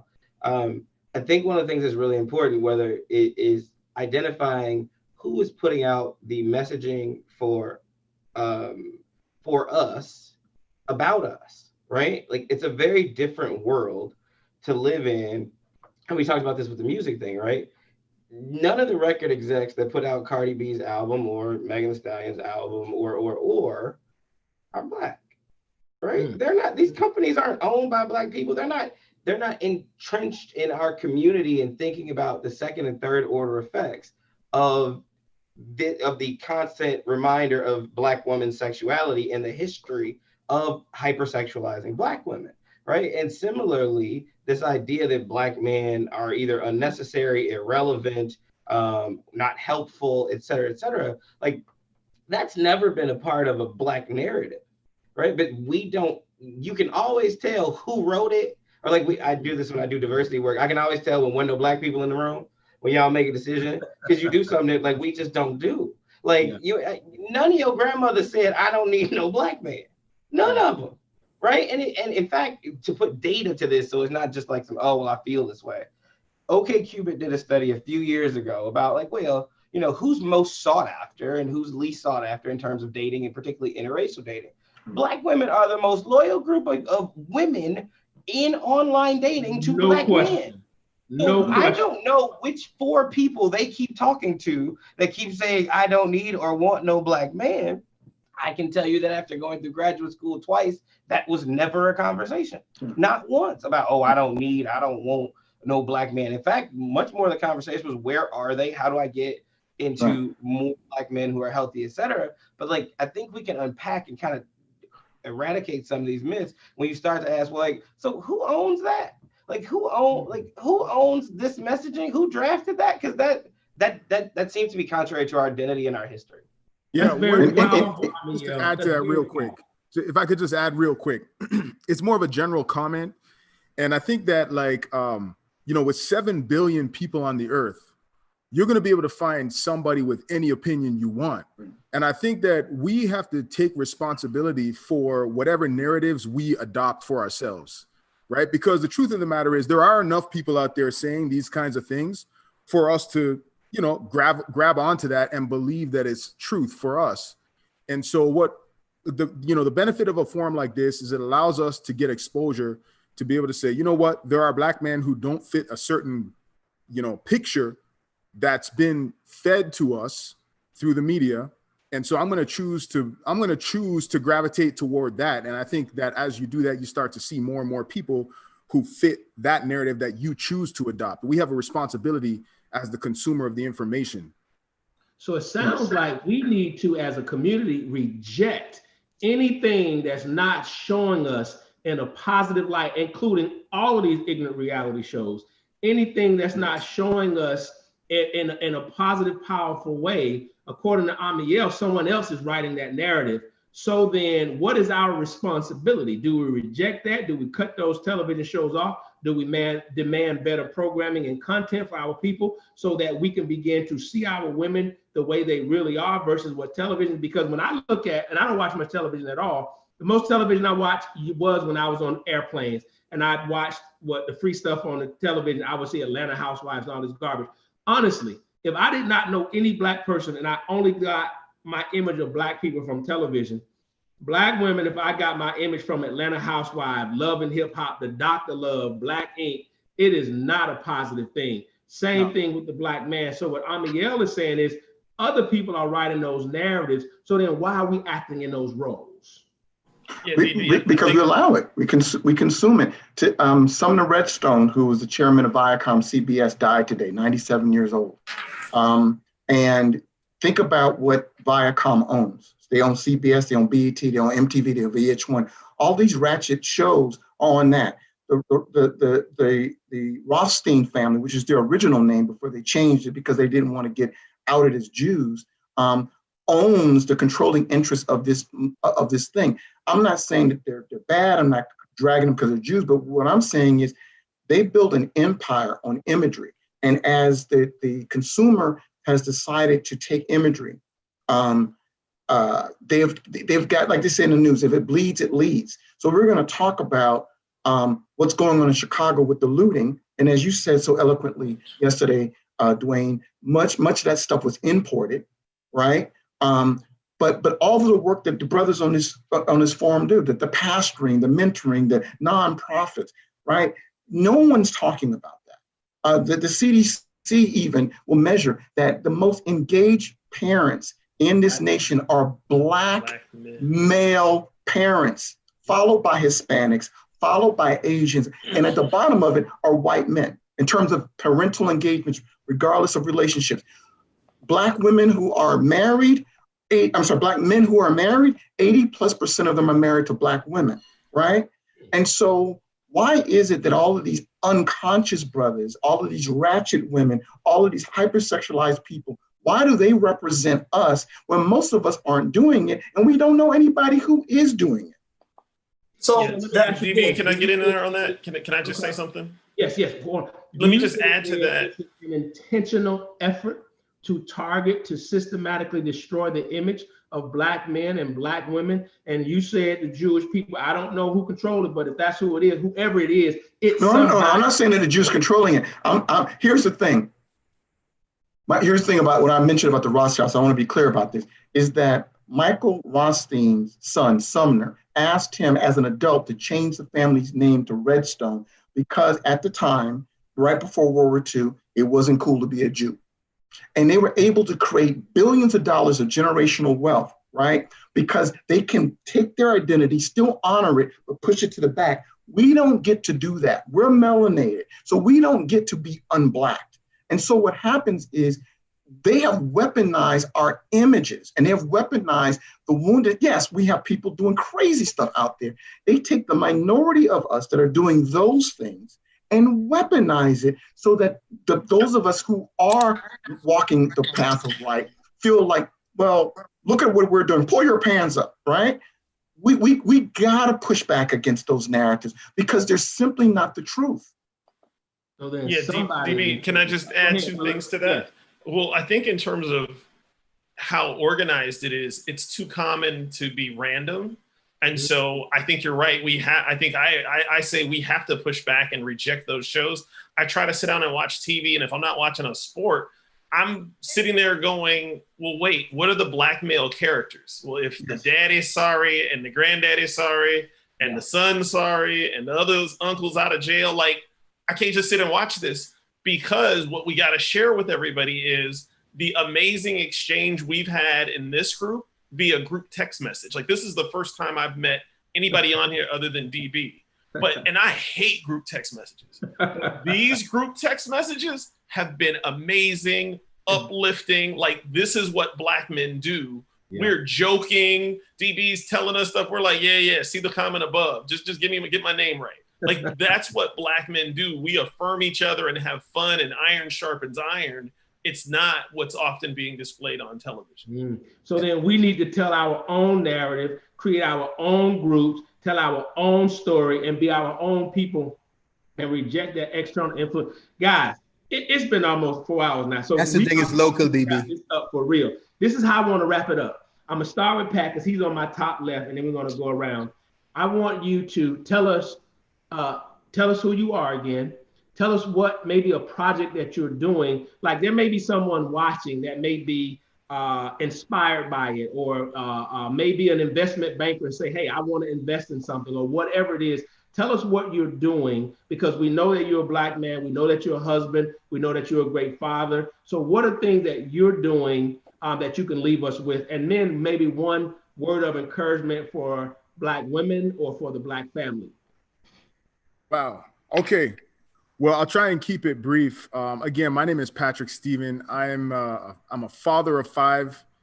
I've been married for, well, my 21st wedding anniversary is going to be on this Friday to my beautiful wife, Farah. She's an amazing, amazing person. And I'm involved in many things. I'm a software engineer. I'm also a department chair at the university level, teaching computer science. I'm really passionate about empowering our people, because we're an underrepresented demographic in STEM related fields. So I'm really passionate about empowering our youth with science and technology, specifically computer science. And so I do a lot of work there. I have projects that I'm working on. I have one specifically that I'm going to be launching probably next year. COVID-19 was a little bit of a road bump in that, but that's okay. And then also have a book that I'm working on that will be coming out next year, called The Purposeful Man's Playbook. And so, you know, I would just encourage everybody to you know, just to really love on each other, man. I think that's one of the things that we as Black folks, we got to do a lot more of. You know, when we see each other, we need to see ourselves in each other. And, you know, I'm really big on the fact that we're a global community.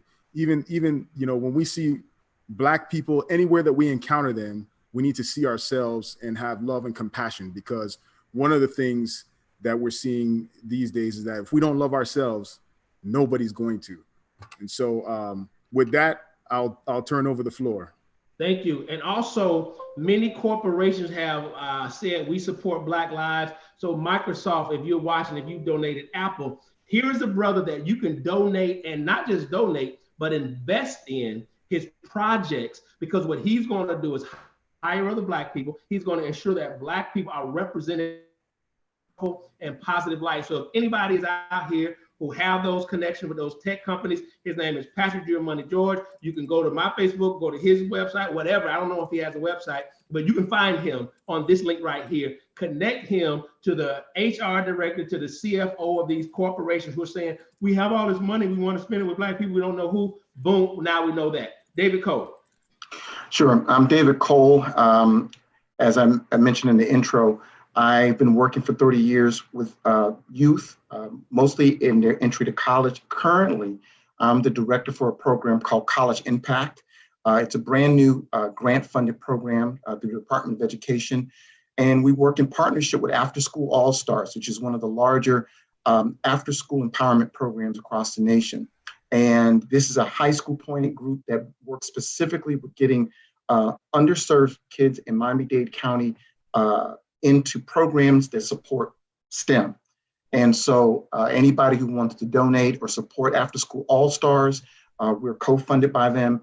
I can be reached at dcole@fiu.edu. And again, it's my passion to serve. The grant that I'm currently working for was actually written by a mentee of mine that I recruited from high school in 1993. And so I think, you know, to me, that's the full circle moment, to be able to have somebody that you work with and as a young man who's now your partner in making things happen. What I would say to Black women is simply this: I love you, we love you. I don't think there's any Black man that has any positive major impact in this world without the power of a Black woman. I was raised by a village of Black women. I lived with both of my grandmothers. My mother worked a lot. We had a long distance, short distance relationship. My older half sisters. Most of my friends are very strong, powerful Black women to this day. And I honestly think that my purpose in life, besides educating young people and being an example to my two sons, is honoring the legacy of my mother and my grandmother. And if any of us fail in demonstrating that love and respect, count it to grace. We're working on it, but we love you. Excellent. And if anyone is looking for a presenter on conflict resolution, am I right? David is a thought leader on what are some of the topics you present on, D? I present on conflict resolution, diversity, and I also do executive consulting with people who are making transitions or doing startups. So thanks for bringing it up, Dwayne. All right, so same thing. You corporations, you're saying we're looking to invest our money. You got someone who can corporately train your people, diversity, conflict resolution, David Cole, and although he's busy, he'll have time for your contract. Hallelujah. Absolutely. James Borishade. Hey, James Borishade, CEO of Circle Urban Ministries, father of 3, soon to be married again to Miss Dominique Latte Music. I am a serial entrepreneur and a music producer. 2 projects that we're working on currently is Dominique's debut album, 3 actually, my debut album, and Terrell Rayshawn's debut album as well. Also building a women and children's shelter at the Circle Urban Ministries campus. It should be done within the next 30 days. So we'll be done with the women and children's shelter in the next 30 days in partnership with Maryville Academy. So we run a full campus. We've got a lot going on. And what I would say to Black women is, I would echo David's sentiments. We love you. But I would also I want to give you the apology you never got from us. I want to tell you we're sorry. We're sorry that we've spent so many years not protecting you. Sorry that you've been on the front lines and we've been behind. We felt attacked, not by you, but we felt attacked, and in that we missed you. We're sorry for that. We're sorry for not hearing you. Sorry for making you feel abandoned. Sorry for making you feel alone. We're getting it together. We're getting it together, one Black man at a time. And we want you to know we love you. We care about you. We need you. We need you. We can't do this without you. We can't make it without you. So thank you. Thank you. Thank you for holding it down while we got it together. Thank you. What? Amen.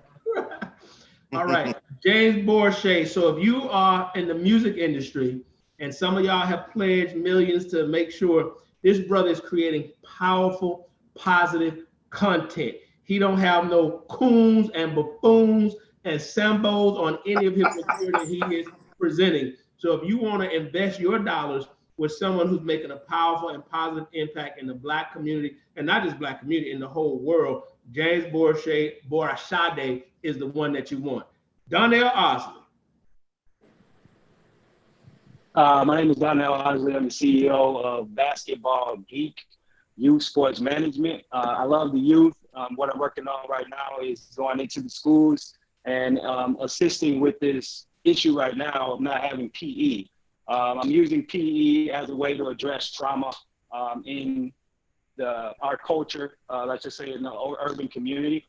And I enjoy really listening to the youth explain what it is that they're facing, because sometimes I believe we forget that the youth deal with a lot. So I told my wife that I would not actually promote much of my business and what I do on the consulting arm. So I want to become selfless in this moment where she did more than she was doing before. So she's written 3 or 4 books now. Preppy Girl Country Club is pretty much what she does. It's a dedication actually to Black young girls who she feels have not really adopted reading. So for her to be blind and have written books and created fashion and intelligence, I want to celebrate her in what we've literally been discussing is just how amazing she simply is. So to all Black women, I would just simply say, be you and you are loved. So thank you for the opportunity. And I want to say too, for the athletic department, I know the NFL has pledged money. I believe the NBA has pledged money. I was just on a call with Brother Donell Ausley with this big corporation that's looking to invest. Listen, this brother, every school or most school districts around the nation are figuring out how do we engage these young people. He has a program that can engage them from a PE standpoint, but he also has included socio-emotional learning. And we're talking about partnering on a couple of different things. Invest your dollars right here with Donell Ausley. So if you know someone in the sports world, tell them that this is where they need to send not just a couple $100,000, like a couple $1 million, because he can have this network United States wide and eventually it can go global because it's online and it's digital, and they can be able to have access to character development as well as physical fitness. And that's something very powerful. Thank you, Donell, and shout out to your wife and the books and all that stuff. Does she have a website or anything where they can find this information? Yes, it's preppygirlcountryclub.com. Perfectgirlcountryclub.com? Preppy. Preppy Girl. Okay. Thank you very much. The great one, Amiel Harper. Amiel Harper. Thank you. My name's Amiel Harper. I run a consulting firm where I focus on helping African Americans grow their businesses to become financially free. My message to Black women is on behalf of Black men, especially between now and November. We're committed to protecting you against all enemies, foreign and domestic. We have a Black woman who is going to be the next Vice President of the United States. Say her name. Kamala Harris. Say it again. And in the next 120 days, all bets are off. No, I want 86 days. In the next 86 days, all bets are off. I want you to know that Black men can and will create a safe space for you, so that when you are bombarded at a hyper level over the next 86, with all of the negative things that it means to be a Black woman. We are a safe space against all enemies, and let me say this very clearly, and my military friends will understand this, against all enemies, foreign and domestic. That's the oath that they take when they sign up for service. If you want to do anything and you decide that you want to be committed, I'm good. I'm very, very blessed and fortunate.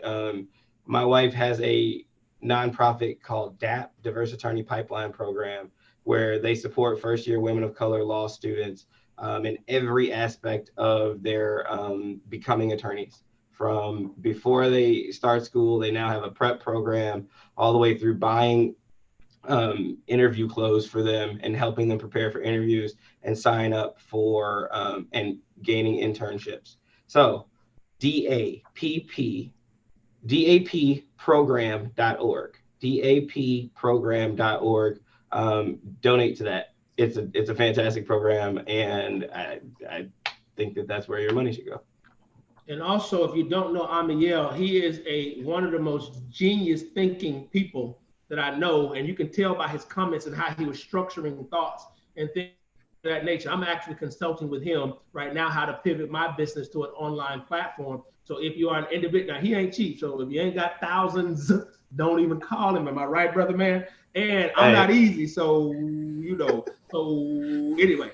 So if you're a corporation and you're looking to figure out how do you invest your dollars with a Black business that is helping other businesses grow and flourish and prosper, then that's where you can invest your dollars right there. Goldman Sachs, I'm talking to you. I think Bank of America, you said you donate $100 million. 1% of 100 million is, I don't know, 10 million, whatever. That's $1 million. That's $1 million. That's $1 million. That's 1 million. So there you go. Bank of America, 1 million, 1% can go right there to brother man right here. Dr. John Artis. It might help for you to take your phone off mute. Unless you go. No, I'm Dr. John Artis, a chiropractor, health visionary is what they call me. And what I do is I actually help get people out of pain, number one. The second thing I do is I actually mentor people to just better health in general. So I'm creating an online platform. My office's names are Health on Earth Chiropractic and Rehabilitation. So I teach people how to have health on earth. A lot of people think we deal with low back pain and all these different things, but man, I end up helping people with all kinds of stuff. So it's just removing the blocks to keeping them from being healthy. Developing an online platform. Right now I'm running a masterclass of healthy living every month.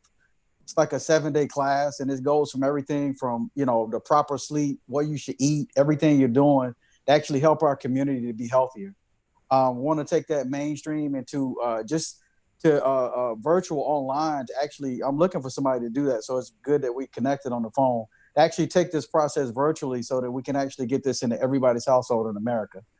The second thing that I'm working on right now too is I get a lot of things because I've opened multiple businesses, LLCs and S Corps and stuff on how to actually help young people and mentor millennials on actually opening businesses. So we're dealing an online platform with that right now. We have a mentorship group that they come in and they join, and it walks you from everything to actually getting your articles of incorporation all the way to how to set up your bank accounts. But my main thing is, man, just to really see our people thrive and be as healthy and strong as we can be. The one thing that I'm against is metabolic syndrome. If you don't know what that is, that's when people, and most of our people are suffering from this, when you got 3 or 5 things. The 3 most common are high blood pressure, diabetes, high cholesterol, or waist circumference over 40 for men. So we definitely got to get that under control, because if we do get sick, the outrage of that is way worse than other people that don't suffer from those things. So if you want to find out more about me, you can go to drjohnartis.com or you can go to healthonearth.org. Okay. All right. And I would say too, this brother is an amazing doctor. So I know Johnson & Johnson, you pledged some money.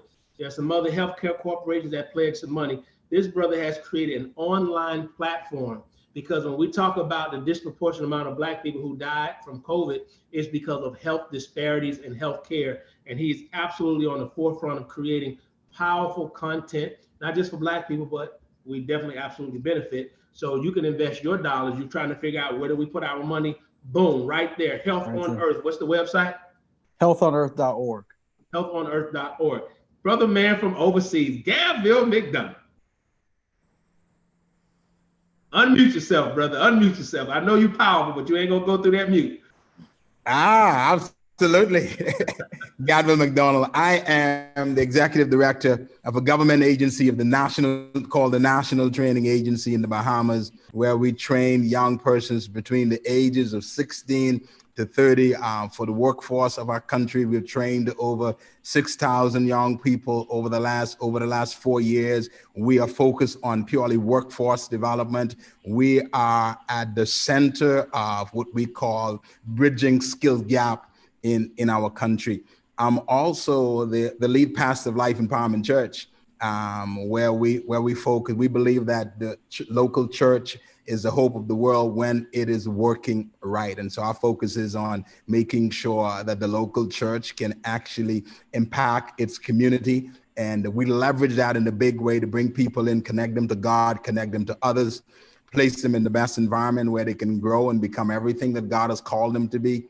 And then we challenge them to serve. But I love to say that my greatest job in life is to be the husband of my beautiful wife and the father of my wonderful 2 children that I love with everything in my heart. And so that's what I do. I also want to say to every one of us, for us to be the model that we dream about, that we see. I believe that modeling is the key.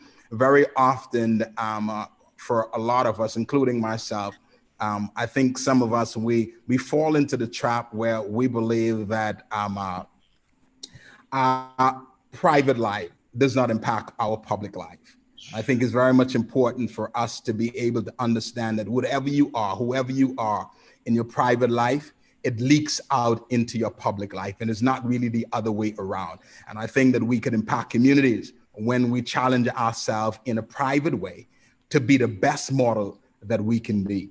And when you partner up with other brothers like we're doing here tonight, and that's why I'm so happy about DB, what you're doing here. I think this is a great opportunity for us to begin to shape a new narrative across the world about Black men and about Black women and the value of Black women. I think we have to be at the center of shaping this message. The message that we have, it is local, and we ought to leverage everything that we got. We have to leverage our business. We have to leverage our home, influences in our home, influence in the local church, influence in the community to make a difference. Thank you, brother. And what is your website in case if someone wants to watch you tear it up on Sundays? LifeEmpowermentChurch.com. Life Empowerment Church. Okay, so please tell the wonderful owner that she needs some more shea butter, because I know she's probably out right now. Yeah, absolutely. And she's giving me the thumbs up, man. Tell her I will make sure I go ship some, because I just got an order in. I'm gonna add some black soap to it too. Listen, love you, brother. Very much, and you just made me think of something. Also, for the Black diaspora, it's time for us to understand we're one people and the same people. So if you speak French, it's because your colonizer spoke French. If you speak Spanish, it's because your colonizer spoke Spanish. If you speak Portuguese, it's because your colonizer taught you Portuguese. So that's not your original language. So we are the same people, and we need to stop looking at I'm Haitian, I'm better than Bahamian, better than Jamaican, better than that is all slave mentality, colonized mind thinking, and we need to come out of that. So, brother, I appreciate you, and I appreciate your brotherhood for so long. Love you very much. Thank you very much. Brother man, Winston Lee, hit it. Hang on. Thank you, DB. My name is Winston Lee. I'm a proud husband of 6 years to my wonderful wife, Keisla Lee. I'm a humble father of 2. I'm actually an entrepreneur scaling a leather line. I'm a connoisseur in the fashion world, and I used to be a startup, and things are really getting into gear, and we're becoming a disruptor in the leather market for designer goods. Not only am I a self-taught designer, but we become an engineer and a manufacturer for other companies and different divisions of leatherwork. So I do tend to minimize my accomplishments, but one thing I can proudly take my hat off and say is that we began as a bootstrap skeleton crew, and I can't believe how far this company has grown over the last 8 years.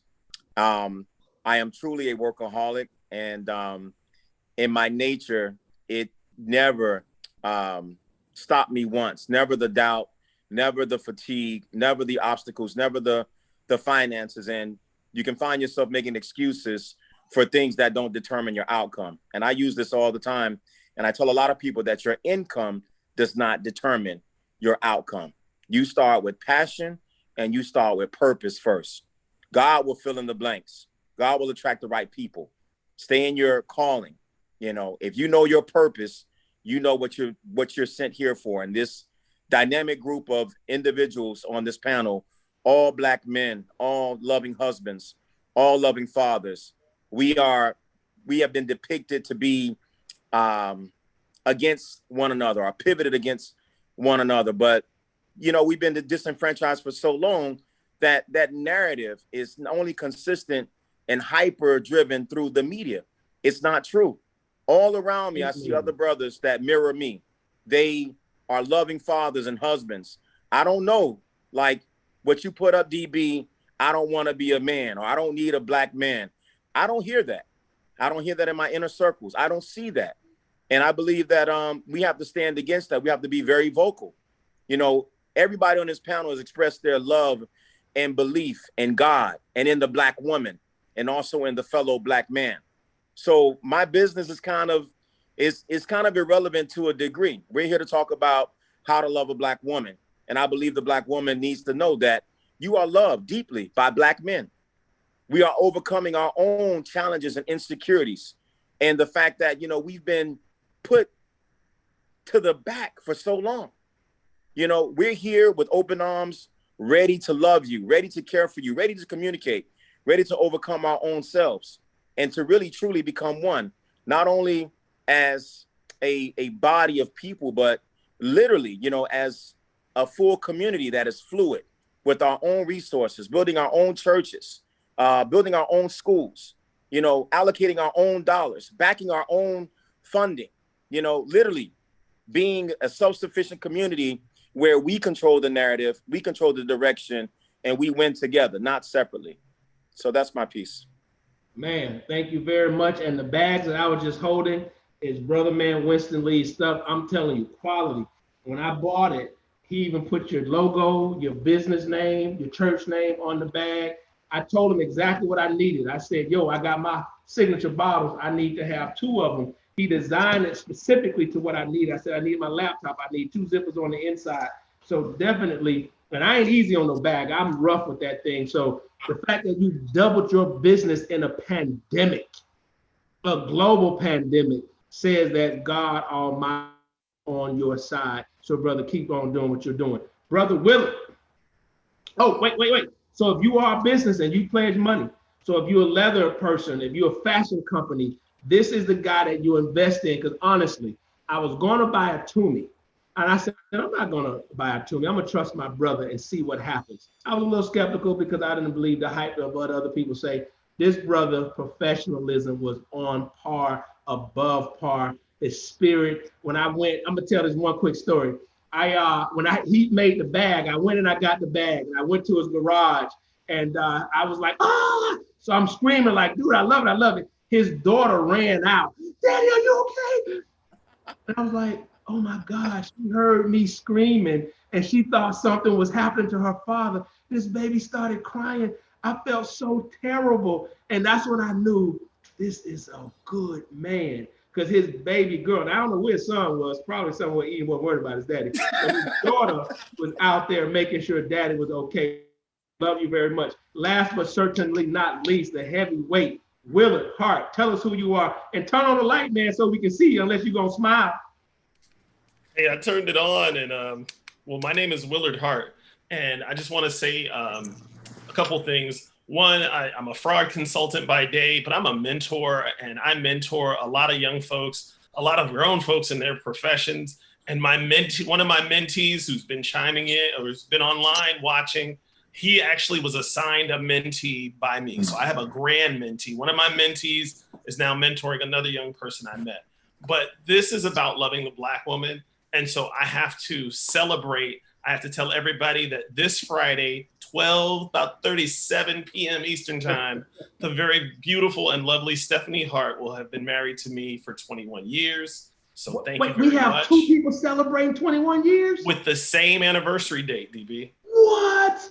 Yes. Wow. So Friday, big things. We all got married on that Saturday and that hot Saturday in August. Wow. I'm the father to 3 amazing young men, 18, 16, and 12. And a couple of my sons have been watching. And when you think about loving the Black woman, I have still a mom who's raised me, a Black woman. I had a stepmom I went to go live with when I was 12 who raised me. I have amazing sisters. So I have seen loving a Black woman since I, could barely walk and could barely breathe. And so I just want to celebrate and thank all of the amazing Black women because we love you, and I most definitely do. And I just want to ask everybody to pray for people who are incarcerated. Right now in the US, there's the COVID-19 outbreak, coronavirus, highly contagious. And US prisons, really the only place in the US where slavery is still constitutionally allowed, is the one place where they're not doing a really good job of socially distancing and protecting people. So it's nothing to ask in terms of marketing something. I just ask that people pray for folks that are in prison, pray that they're able to survive and come out on the other side of this as healthy as possible. Excellent, excellent. So Willard is in fraud prevention. So if you're one of those companies that invest in that and you want to have a company that you invest in, he is not opposed to starting his own business and training people and making sure that the money you get can help make sure that people are not in fraud or defrauding other people and all of that good stuff. Willard Hart. Let's see, did I miss anybody? Did I get everybody? Perfect. I heard, okay. So, ladies and gentlemen, it's so doggone late. My stopped and I got it plugged in. That's how long we've been on this phone. 9, are you kidding me? 6, 3 hours and 41 minutes. This just broke the world's record, the Guinness Book of World Records of positive, powerful Black men who are having a conversation, who love Black women. So I hope you enjoyed it. I hope you got some great information. I know I was taking great notes, and I want to leave with my intention. Why did I defy everything everybody else was telling me? You need to have women on the panel. What about LGBTQ on the panel? What about Black men who married to white women on the panel? Because this group of men, second to Black women, have been ostracized in the media, have been everything that tried to happen from 400 years ago when we first stepped foot on here, emasculated and all of that stuff. So I wanted you to understand this is not just a few. I can go and do this thing 3 more times with as many brothers on this panel because I know many. But I wanted to work with the brothers who are either married or engaged because those are the men that I look up to the most, people who have committed, something that I haven't done, but that's a personal choice. Don't judge me. But so Black women, Black men, Black boy, Black girl, I hope you've learned, and not just for us, but I hope other people learn, because it's easy to dehumanize someone when you don't know them. It's easy to dehumanize someone when you have not seen them as thoughtful, loving, kind, considerate. When you hear the hearts of these men can be your fathers, they could be your brothers, they could be your aunties, your uncles and all of this other stuff. So I want you to understand that this is who Black men are, not just in America, but overseas as well. So now I want you to have a different image, a different perception, and at least you can decide which Black man is coming. So thank you guys very much, brothers. Thank you. Oh, is that Winter? Hey, pretty girl. It sure is. Hey, are you doing okay?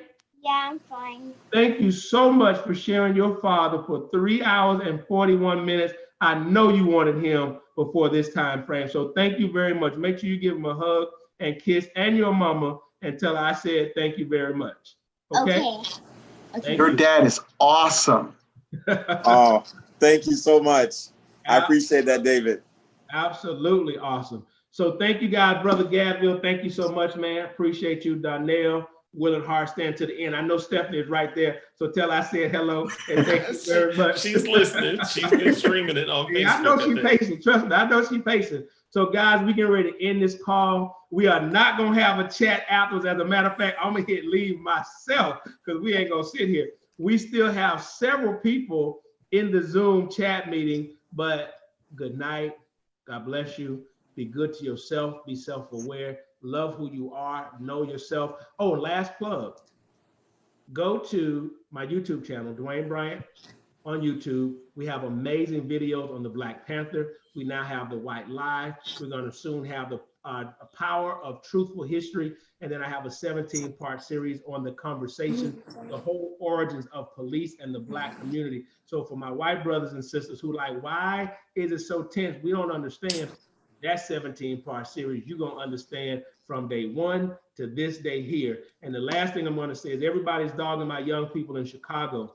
I was on Houston Fox yesterday, and they were saying, well, is Chicago a lost city? Chicago is a lost city. I said, time out. My company has directly mentored over 30,000 students in the Chicagoland area. And it was less than 100, 125 people out there, quote unquote, looting. I said at least 20% were not even from the area. They came in. I said, so that only represents, if I mentor 30,000 plus, there's over hundreds of thousands of young people. That was just a few bad apples. So if we can say that one group get to have bad apples, guess what? We have bad apples too. So if we can forgive one group of bad apples, please let's forgive our young group of bad apples, because it does not represent Chicago. Chicago is not a lost city. We do have to get a grip on that criminal activity and behavior, because I'm never going to support that. However, let's have this conversation. Why don't we get rid of all bad apples? Amen. Whatever they are, whether they wear blue or whether they wear black, whether they wear a badge or whether they wear a hoodie, how about we get rid of all bad apples, and then we Yes, sir. So, ladies and gentlemen, Dwayne Bryant, love you very much. Brothers, I love y'all so much. Thank you. And we got to do something again. And I'm going to hit end.